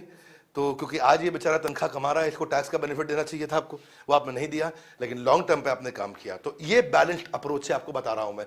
किरण बेदी ने इसीलिए बड़े फेवर में बोला, बड़ा स्ट्रांगली बोला। किरण बेदी कहती हैं कि कौन कह रहा है कि आम आदमी का बजट नहीं है? इससे आपका ट्रेन है, मेडिकल है, इंफ्रा है, पीने का पानी है, मकान है, सोलर है, आपका होम ग्रोन डिफेंस प्रोडक्शन कर रहे हैं, बहुत चीजें कर रहे हैं। तो किरण बेदी महोदय ने, आपने खुल के इस सरकार की तारीफ करी, कभी कभी आप बुराई भी करती हैं इस सरकार की, लेकिन आज आपने खुल के तारीफ करी, आपके बारे में जाना जाता है, पहचाना जाता है आपको खुल के बोलने के लिए। आज आपने बड़ा खुल के इनकी तारीफ में सरकार की आप उठ करके निकल करके आई, इसलिए मैंने आपका भी ट्वीट डाला। ANI पे हमारा इन्होंने ट्वीट किया आशीष चौहान जी के बारे में। आशीष चौहान कौन है? बॉम्बे स्टॉक एक्सचेंज के मैनेजिंग डायरेक्टर, CEO। आपने आकर के आज सरकार की खुल की तारीफ करी, आपने इसके बारे में खुल के बात करी। संबित पात्रा जी, इनको बोलना भी था तो इनकी बात मैं रिपीट नहीं करूंगा, इन्होंने तो तारीफ वैसे भी करनी थी तो उन्होंने कर ही दी है तारीफ। परंतु दूसरी तरफ ये साहब है मल्लिकार्जुन खड़गे, ये राज्यसभा के लीडर ऑफ ऑपोजिशन है, ये बहुत नाराज हुए। ये बोले एंटी पुअर एजेंडा है, ये गरीब के खिलाफ बजट आया है, गरीब को और गरीब बनाने के लिए आया। क्या? गरीब को और गरीब, तो गरीब को और गरीब बनाने के लिए आया। कैपिटलिस्ट है, इनके दोस्त हैं, वही जो बोलते हैं अडानी अंबानी को पैसा दे दिया। तो ये इनका सब वही रहता है मामला कि आपने सब अपने अमीर दोस्तों को पैसा दे दिया। जैसा कि ये आकर के बताते हैं, भैया मैं इन्हीं की बात रिपीट कर रहा हूं, अपने मन की बात नहीं कह रहा हूं आपको। तो ये आकर के बोले कि मिडिल क्लास और पुअर को कुछ नहीं मिला है, सब बर्बाद हो गया है, सब खत्म हो गया है, पैसा खा गए देश का, हमारा जो है ना अरबपति पैसा खा जाएगा, पूंजीपति सारा पैसा खा जाएगा, वही वाली तकलीफ रहती है। इस बात को गरीब आदमी सोचता है बात ठीक है, वो पैसा खा जाएगा। अच्छा, ये बोलते हैं कि भाई और बहनों आप गरीबों का पैसा खा गया है ये अमीर आदमी। तो वो अब मेरे को समझ में नहीं आता गरीब ने कब पैसा कमाया था जो उसका खा गया है। तो ये बिल्कुल गलत बात है, आप बुरा नहीं मानना मेरी बात को, ये धोखा देते हैं क्योंकि आपको वोट लेना चाहते हैं। मैं ये मल्लिकार्जुन साहब की बात नहीं कर रहा हूं। जब आज का जो प्रेजेंट गवर्नमेंट है वो ऑपोजिशन में जाएगी तो वो ऐसा बोलेगी, और जब ये ऑपोजिशन में रहते हैं तो ये ऐसा बोलते हैं। हाथ आगे लाइए, हमें क्या करना है? आपको पूरी पिक्चर समझनी है। जोर से बोलिए, क्या करनी है? ताकि आपके पास नॉलेज आनी चाहिए, नहीं तो पौवे के लिए वोट दिया होगा जा करके। भाई लोग, आप लोग हंस रहे हो, आपको लग रहा है मैं मजाक कर रहा हूं। मैं लाइव हूं आज, क्या हूं? हाँ, एकदम लाइव हूं, एकदम, और बिल्कुल अलाइव भी हूं, है कि नहीं है? बिल्कुल जीवंत तरीके से बात कर रहा हूं। ये साहब अतुल मिश्रा जी है, इन्होंने बड़ी बराबर सी, मतलब मिक्स सी बात करी है, तो मैं इनकी भी बात करता हूं। ये कहते हैं मिक्स बजट है। इन्होंने थोड़ा बीच में तारीफ करी, थोड़ी बीच में बुराई भी करी। तो मैंने इसलिए आपको सारे अलग अलग प्रकार के टेक्स्ट दिखाए हैं, और लेकिन मेरे को कुछ तकलीफ है तो मैं अपनी तकलीफ भी आपको बताता हूं, जिससे आपको कुछ और नॉलेज बढ़े। जानना चाहेंगे? Yes no? पहला तकलीफ क्या है? आपको और इन्वेस्ट करना चाहिए इंफ्रा में। जो आपने किया वो अच्छा किया। चाइना 5% स्पेंड कर रहा है, $14 ट्रिलियन, यानी कि आज $700 बिलियन का स्पेंड है यूएस का भी, US डॉलर इसका। और हमारा क्या है? हमारा बेसिकली इनसे बहुत कम है आज। चाइना हमसे 10 गुना ज्यादा इन्वेस्ट कर रहा है, इन्वेस्टिंग 10 टाइम्स। हाथ आगे लाइए, ऑलरेडी बहुत कुछ है। क्या? ऑलरेडी इतनी इकोनॉमी आ गई, उसके बावजूद हमसे 10 गुना ज्यादा इन्वेस्ट कर रहा है। हमने तो आज भी बहुत ज्यादा इन्वेस्ट करके भी 1/10 किया, और उसी पे लोग इतना नाराज हो गए। इसलिए ये जरूरत है, इंफ्रा पे काफी जरूरत है, इसलिए मैं इसके सहयोग बिल्कुल फेवर में हूं। सबसे तेज ताली मैंने इसी चीज के लिए बजाई कि इंफ्रा पे इन्वेस्ट किया गया। ये नेशनल इंफ्रास्ट्रक्चर इनकी पाइपलाइन है। लेकिन हाथ आगे लाइए, बिंद्रा जी आप क्यों नाराज हो रहे हो? मैं नाराज इसलिए हो रहा हूं क्योंकि आप पैसा लगा देते, काम कंप्लीट नहीं कर पाते। क्या नहीं कर पाते? तो आप काम कंप्लीट नहीं कर पाते। 9,221 प्रोजेक्ट आपने लगाए, लेकिन 25% प्रोजेक्ट जो है अभी खाली डेवलपमेंटल स्टेज में, बाकी सब में खाली प्लानिंग चल रही है। क्या चल रही है? प्लानिंग चल रही है। हाथ आगे सोच रहे हैं, दिमाग लगा रहे हैं। अभी काम भी करना पड़ेगा आपको, देखो स्पीड से आना पड़ेगा। ब्यूरोक्रेसी को आपको समझाओ एग्जीक्यूशन पे आगे बढ़े, क्योंकि बहुत सारे ब्यूरोक्रेट्स हमारे देश में जो आईएएस ऑफिसर है, जिनका हम बहुत सम्मान करते हैं, सबसे इंटेलिजेंट लोग हैं हमारे देश के, परंतु ये मैनेजमेंट बैकग्राउंड से नहीं आते हैं। इनमें काफी सारे नॉन मैनेजमेंट बैकग्राउंड के हैं, जैसे ह्यूमैनिटीज या अलग अलग प्रकार के बहुत सारे बैकग्राउंड। इंटेलिजेंस पूरा, हाथ आगे लाइए, इंटेलिजेंस पूरा, लेकिन नॉन मैनेजमेंट बैकग्राउंड से हैं। उस चक्कर में अब आप क्या करिए, हाथ आगे लाइए, क्या किया जाए? इनको एग्जीक्यूटिव कोर्सेज करा दीजिए। हार्वर्ड का एग्जीक्यूटिव कोर्स करा लीजिए, स्टैनफोर्ड का करा लीजिए, वॉटन का करा लीजिए, आईआईएम का करा लीजिए। स्पीड बढ़ानी है। क्या बढ़ानी है? स्पीड। हाँ, अब अच्छा, इनकी और तकलीफ क्या है? ये पेपर साइन करें तो सीएजी, सीवीसी, सीबीआई पूछे इनसे आकर के, वो आपने ठीक किया है, लेकिन पेपर वापस जल्दी से साइन करके आए, फटाफट तेज चले काम है, तेज करे। हाथ आगे, ये कब करना है? कल करना था, आज कर दो। कल करना था, आज कर दो। बहुत स्पीड से काम होना चाहिए, क्योंकि जितना आप डिले करते हैं उतना पैसा लगता है आपका। 4 लाख करोड़ रुपए इस चक्कर में खराब हो गया। अच्छा, ये समस्या केवल इस सरकार की नहीं है, ये कोई सी भी सरकार आती है उसकी समस्या है। हमारे देश में स्पीड आपको और चाहिए है, तो स्पीड लाने के लिए एवरेज डिले से क्या होता है, 4 साल के डिले पे आपका 4 लाख करोड़ रुपया खराब हो गया। कितना? 4 लाख करोड़। प्रोजेक्ट आपने सैंक्शन कर दिया, कंप्लीशन हुआ नहीं है। अच्छा, क्या होता है, अमूमन जिसकी सरकार आती है, जब वहां पे उनका इलेक्शन आने लगता है तो वहां प्रोजेक्ट बहुत तेज चलने लग जाता है। तो ये भी एक समस्या आती है, ये सच्चाई है। अब वो सरकार किसी की भी हो, पर सच्चाई यही है। क्या आप मेरी बात मानते हैं? Yes no? तो केवल प्रोजेक्ट अनाउंस ना करें, उसके कंप्लीशन पे काम करें। अब आगे चलते हैं, किसानों के लिए क्या है इस देश में? जोर से बोलिए। बहुत कुछ है, किसानों के लिए भी कुछ है। 2,37,000 करोड़ रुपया, 2.37 लाख करोड़ रुपया डायरेक्ट पेमेंट एमएसपी का दिया गया है, जो कि 1.25 करोड़ किसानों को दिया जाएगा, यानी कि पैसा गया है। आपके किसान ड्रोन पे आपने काम किया, जिससे क्रॉप का असेसमेंट हो जाए। आपने डिजिटाइजेशन पे इस बार काम किया। इंसेक्टिसाइड या न्यूट्रिएंट अगर स्प्रे करने तो वो भी ड्रोन से हो जाए। आदमी कब तक अंदर घूमता रहेगा, बुरा हाल होता रहता है बेचारे का। हाँ, तो सेंटर ने किसान ड्रोन पे काफी काम किया, इस बार बातचीत किया। केमिकल फ्री नेचुरल फार्मिंग पे आपने काम किया, उसके लिए आपको बधाई। लेकिन राकेश टिकैत जी आपसे बहुत नाराज रहे, उन्होंने बहुत गुस्सा किया। आज आकर के काफी बातचीत आपके खिलाफ करके गए राकेश टिकैत जी। राकेश टिकैत जी कहते हैं कि भाई आपका 2,48,000 करोड़ रुपए था, उसको 2,37,000 करोड़ कर दिया। क्यों पैसा कम कर दिया भाई, क्यों कर दिया? तो राकेश टिकैत जी को नाराज होना भी था, तो इसलिए मैंने बताया, उन्होंने इसको नंबर नहीं दिए अच्छे। ये वैसे माना भी जाएगा कि एग्रीकल्चर पे बहुत ज्यादा पैसा नहीं लगाया, जो कि मैं सोच रहा था करेंगे। हाथ आगे लाइए, क्यों? क्योंकि पंजाब और उत्तर प्रदेश के इलेक्शन थे और सबको लग रहा था कि इलेक्शन होगा तो सरकार आगे खूब पैसा बांटेगी ताकि किसान हमको वोट दे। वो आपने नहीं किया। ये पता नहीं इतनी हिम्मत इस सरकार के पास कैसे है, ये डरते नहीं हैं किसी से, इनको जो करना है कर डालते हैं। ये सही है कि गलत है, मैं ये कहूंगा कम से कम उतना तो है जितना पिछली बार था, उतना आपने दिया है इस बार भी। तो योगेंद्र यादव जी काफी ज्यादा नाराज रहे। ये कहते हैं अविश्वसनीय रहा ये ओवरऑल बजट जो एग्रीकल्चर का है वो खत्म ही हो गया। ऐसा लग रहा है कि जैसे इन्होंने बोला कि हमारे को आप जो है ना अनाज नहीं खाना है, ड्रोन खाना है। क्या खाना है? हाँ, ये कह रहे हैं कि आप क्या बनाया? बोला ड्रोन बनाया। कौन सा ड्रोन? शाही ड्रोन, मटर ड्रोन, आलू ड्रोन, गोभी ड्रोन है जी। गोभी ड्रोन का पराठा खाएंगे आज हम। कौन सा पराठा? ड्रोन का पराठा खाएंगे। इडली ड्रोन डोसा, अरे नया मेन्यू आया है। तो योगेंद्र यादव जी काफी नाराज रहे, पर कोई बात नहीं, आपको अधिकार है, आप नाराज हो सकते हैं, क्योंकि डेमोक्रेसी है। क्या है? डेमोक्रेसी में किसी को भी अपनी बात रखने का हक है। आपने अपनी बात को रखा। एक्सपेंडिचर के जो मेजर आइटम थे समझा देता हूं मैं आपको। पहले फर्टिलाइजर में पिछले साल आपका 79,000 करोड़ बजट किया था, पर उससे ज्यादा इन्होंने खर्च किया। पिछले साल की बात बता रहा हूं, 1,40,000 करोड़ खर्च कर दिए। सोचा था कि 80,000 लगाएंगे, 1,40,000 लगा दिया। इस साल इन्होंने फिर 1,05,000 करोड़ कर दिया उसको, कि भाई 1,05,000, अब इससे ज्यादा लगाएंगे कम लगाएंगे वो देखते हैं इस साल। ये उन्होंने बोला है, ये बजट है, ये एक्सपेंडिचर नहीं है, ये बजट है। हर गृहिणी भी घर पे बजट बनाती है कि भाई मैं बिग बाजार जा रही हूँ, थोड़ा पैसे दे दो, तो पता कितना चाहिए, मेरा बजट है 20,000 का। बोला ठीक है ले लो, और क्रेडिट कार्ड भी दे दो। तो बजट 20,000 का बना के गई, पर वहां 35 खर्च कराई। ये भी तो होता है ना कि नहीं होता है गृहिणी का, है ना? तो ऐसे ही इन्होंने निर्मला ताई ने भी अपना बजट अच्छा बनाया है। तो देवी जी का बजट है ये कि मैं इतना खर्च करूंगी, हो सकता है कम करे, हो सकता है ज्यादा करे, बात की बात है। एग्रीकल्चर एलाइड एक्टिविटीज में आपने 1,48,000 करोड़ का बजट बनाया था, पर आपने 1,47 उतना ही खर्च भी कर दिया। इस बार आपने थोड़ा उसको बढ़ा दिया, बोला थोड़ा बहुत और बढ़ा देते हैं इसको। आपने 1,47 को 1,51 कर दिया। रूरल डेवलपमेंट में 1,94,000 करोड़ का आपने बजट बनाया, आपने 2,06,000 करोड़ खर्च भी किए। हाँ, यानी कि बढ़ा के खर्च किए। क्या किए? इस बार आपने फिर उतना ही डाल भी दिया कि जितना खर्च किया उतना तो कम से कम डाल देते, जितना पिछली बार लगा उतना इस बार भी दे देते हैं। अच्छा किया, ठीक है, कम से कम। तो मतलब ये है, हाथ आगे लाई, क्या मतलब हुआ? बढ़ाया नहीं, घटाया नहीं, वही छोड़ा है। तो इनका बेसिकली इस बार ना मिलेट्स पे ज्यादा फोकस है कि मिलेट्स इस समय साउथ इंडिया में बहुत बन रहे थे और थोड़ा खाने में अच्छा रहता है और कॉम्प्लेक्स कार्बोहाइड्रेट है और बनाने में किसान को काफी कमाई भी होती है इससे। तो सेहत के लिए मिलेट अच्छे रहते हैं, आप भी खाइए और सरकार चाहती भी आप मिलेट खाएं, इसलिए सरकार मिलेट ज्यादा बना भी रही है। तो इस समय आलू का पराठा नहीं खाना है, मिलेट्स खाइए।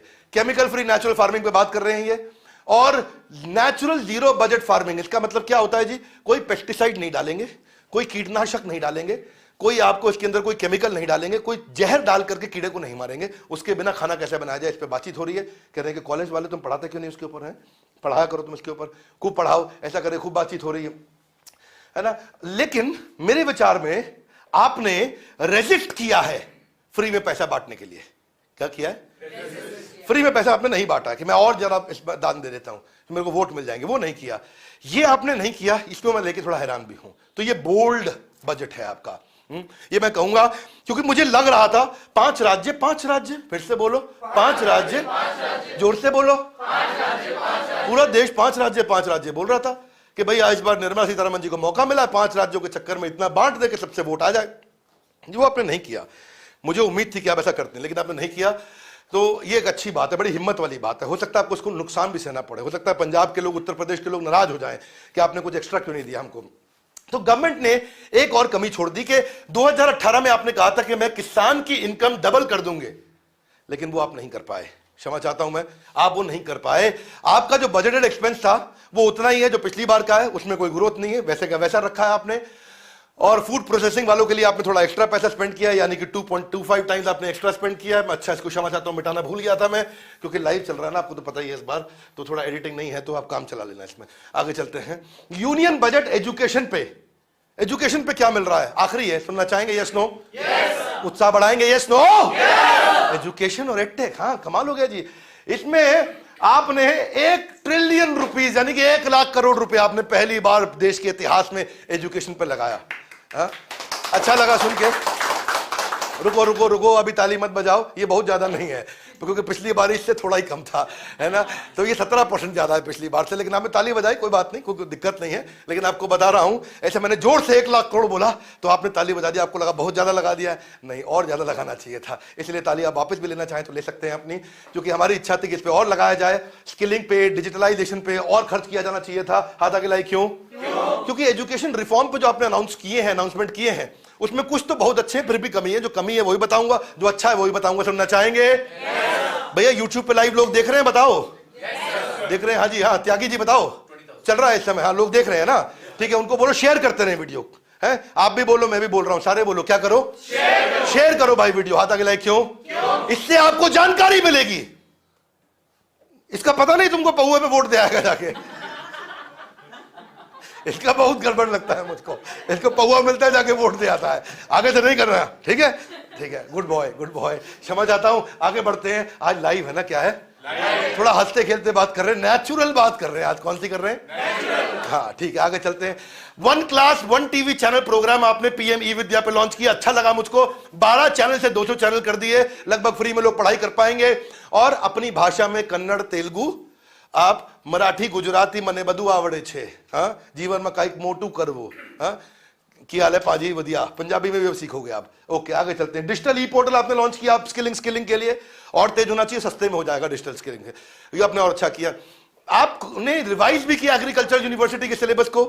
जीरो बजट आपने ऑर्गेनिक फार्मिंग, इसकी बात मैं भी करके हटाऊं आपसे मैं। टीचर्स को आप डिजिटल टूल्स दे रहे हैं, इसकी बात भी करके हटाऊं।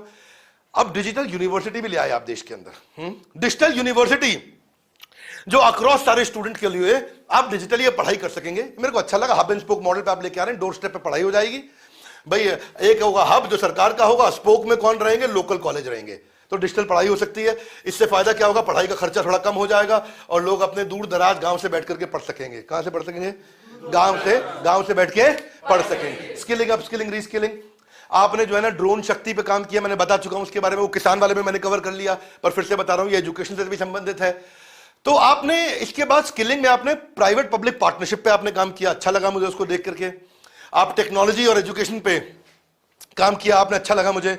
लेकिन कोई डायरेक्ट एलोकेशन टीचर ट्रेनिंग पे नहीं है।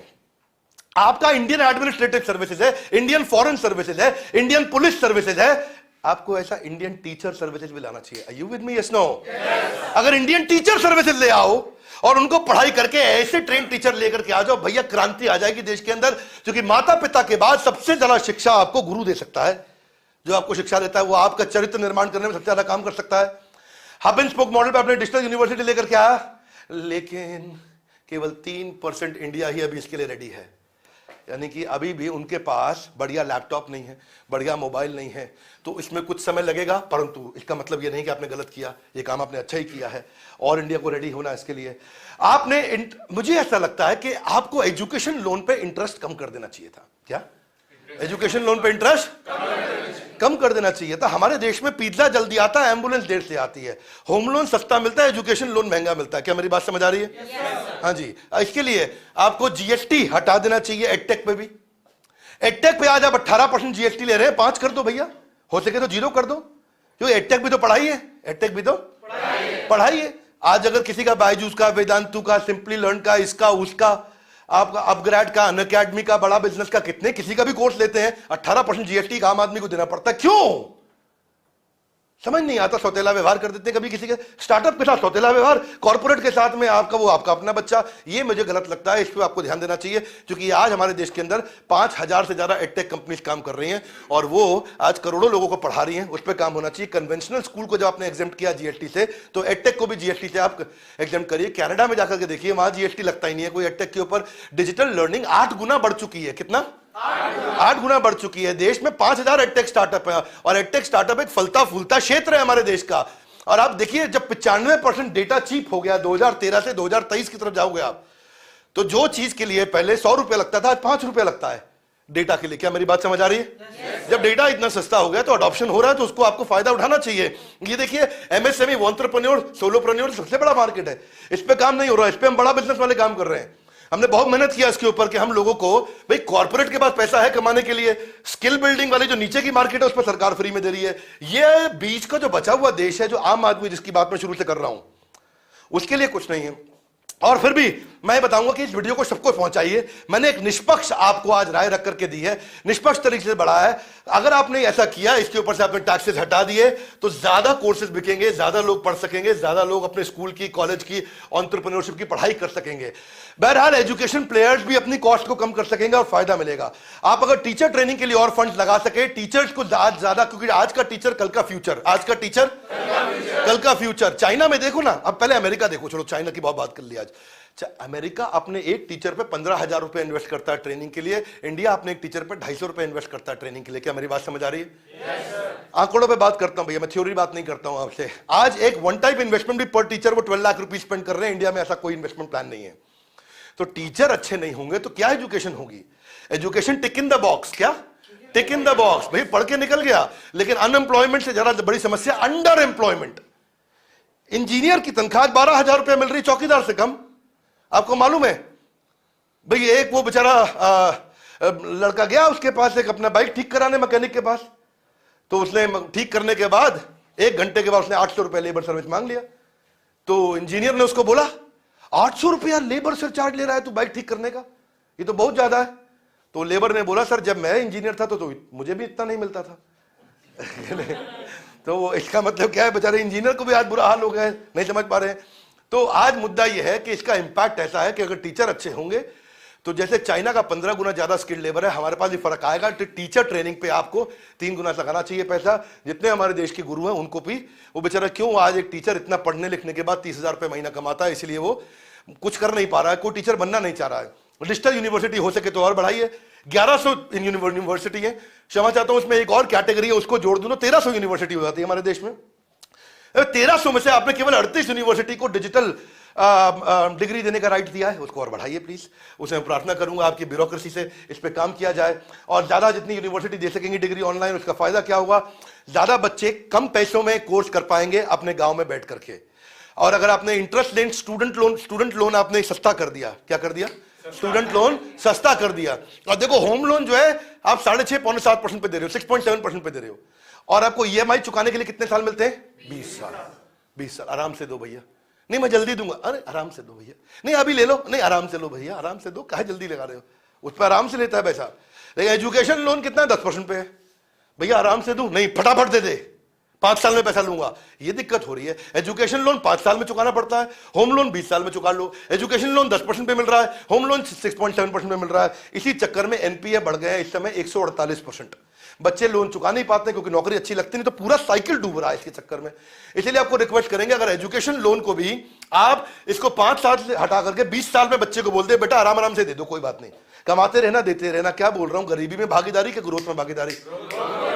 Very good. और ये 20 साल करके, और इसको भी इंटरेस्ट रेट इसका भी कम होना चाहिए। आप होम लोन के बराबर कर दीजिए तो लोग पढ़ेंगे। अरे भाई मकान खरीद लेगा बाद में, क्या दिक्कत आ रही? पहले पढ़ने तो दो उसको, तुम खरीदेगा मकान, और खुद ना केवल खुद खरीदेगा, दूसरों का भी खरीदवाएगा। अगर पढ़ेगा इंडिया तभी पढ़ेगा इंडिया। समझ नहीं रहे बात को? तो आप बजट एलोकेशन एजुकेशन पे थोड़ा और बढ़ाइए 40%, क्योंकि जो आज जो हमारा यूथ है वो 18 साल से कम उम्र का है।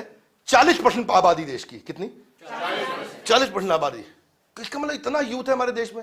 अब 40% लोगों के लिए आप 3% पैसा खर्च कर रहे हैं। ओहो, एक बार और 40% लोगों पे 3% खर्च कर रहे हैं। ठीक है, थोड़ा मैं ड्रामेटाइज भी कर दिया हल्का सा, लेकिन मुद्दा तो गंभीर है भैया, मुद्दा तो मामला गंभीर है। इसलिए प्रार्थना है आपसे कि इसको 3% को बढ़ा करके आप 6% करिए।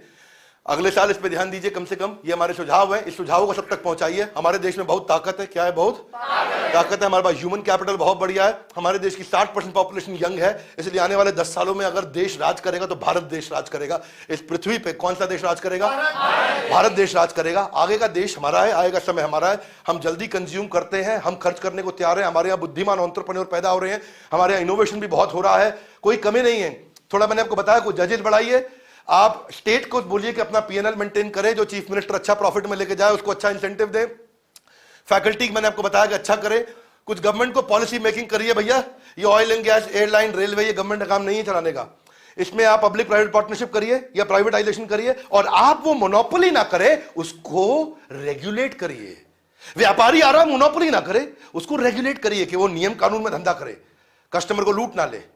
भाई अभी पहले केवल एक एयरटेल हुआ करता था, एक आधा और होता था, वही सब पैसा ले लेते थे। अभी जब ज्यादा हुए उसके बाद, या जब ज्यादा प्लेयर आ जाते हैं, इलेक्ट्रिफिकेशन, लास्ट टाइम आपने बिजली वाले का पोर्टिंग पे काम किया, बड़ा अच्छा किया, सब पैसा कंट्रोल होने लग जाता है उससे। ब्यूरोक्रेट को स्टिक एंड कैरेट का चक्कर है भैया। मेरी बात सुनो जरा एक बारी, कैरेट मिसिंग है ब्यूरोक्रेट के लिए। ब्यूरोक्रेट अच्छा काम करता है तो आप इंसेंटिव नहीं देते, ब्यूरोक्रेट कोई गलती करता है तो आप उसको डंडा मार देते हैं। इस चक्कर में ब्यूरोक्रेट कहता है कि भैया काम करो तो भी उतनी तनख्वाह, नहीं करो तो भी उतनी तनख्वाह, तो फिर हाँ जी, हरे कृष्णा। क्या? तो इसलिए ब्यूरोक्रेट बहुत तेज आगे नहीं बढ़ रहा है एग्रेसिवली। ब्यूरोक्रेट के लिए कोई बड़े इंसेंटिव दीजिए। उसने कोई बड़ी अचीवमेंट किया है तो उसने भागीदारी दीजिए। क्या समस्या है? वो भी कमा। सिंगापुर ऐसे ही चल रहा है पूरा। सिंगापुर में वहां जितने भी ब्यूरोक्रेट्स हैं, जो उनका इनिशिएटिव रहते हैं, उस इनिशिएटिव में ग्रोथ के अंदर भागीदारी है कि जब देश कमाएगा तो तू भी कमाएगा। कॉर्पोरेट भी ऐसे चलता है, बिजनेस भी ऐसे चलता है, हर आदमी ऐसे चलता है। तो ऐसा ही होना चाहिए। आगे बढ़ते हैं। स्कॉलरशिप 1 लाख करोड़ की होनी चाहिए बच्चों के लिए। जो बच्चा पढ़ रहा है उसको पैसा मिले, वो केपेबल है तो लायक आदमी को आगे बढ़ाओ, केपेबिलिटी पे आगे बढ़ाओ, मेरिट पे आगे बढ़ाओ। हमारे को काबिल चाहिए। क्या चाहिए? काबिल आदमी चाहिए। प्राइवेटाइजेशन से सबका फायदा होता है, इसके ऊपर कभी प्रश्न मत करिएगा। कोई भी आपको बोले वो गलत बोल रहा है। प्राइवेटाइजेशन से फायदा होता है अगर उसके ऊपर रेगुलेशन अच्छा रहे, अगर सरकार की पॉलिसी अच्छी रहे। क्योंकि व्यापारी जब करेगा वो ग्रोथ ओरिएंटेड है। हाथ आगे लाइए। मैं नहीं मानता।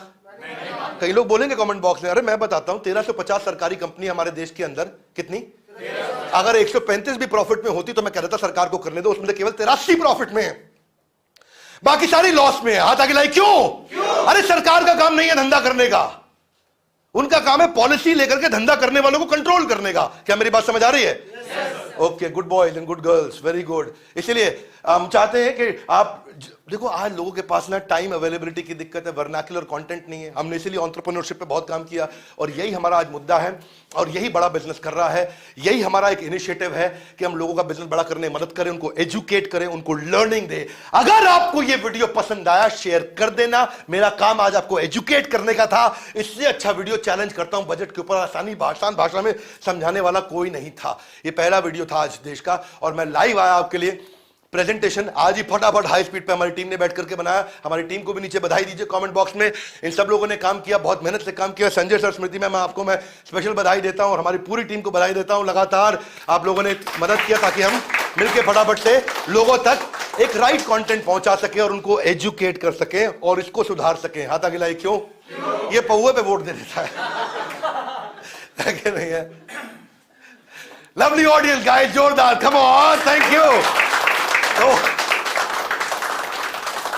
हमारा आज यही पर्पस था कि हम आपको एजुकेट कर सके, और अगर आपको अच्छा लगा हो लाइक करके उत्साह बढ़ाइए, कमेंट बॉक्स में अब अपनी राय रखिए कि न पक्ष न विपक्ष, बात करेंगे कौन सी, निष्पक्ष। शेयर करिएगा, लोगों को एजुकेट करिए, एक साइड की बात नहीं, दोनों साइड की बात करना चाहते हैं। हमारे साथ जुड़े रहने के लिए एक बात और बता रहा हूं, बड़ा बिजनेस का ऐप डाउनलोड करना, उसमें हमने फ्री पे कम्युनिटी लॉन्च कर दिया एंटरप्रेन्योर्स के लिए, वो कर लेना। अब वापस हमारे साथ जुड़े रहने के लिए, हर बार वापस आके वीडियोस को देखने के लिए, वर्ल्ड के नंबर 1 एंटरप्रेन्योरियल चैनल को सब्सक्राइब करने के लिए आप सबका हृदय की गहराई से प्रेम पूर्वक बहुत बहुत धन्यवाद। Loud guys, come on.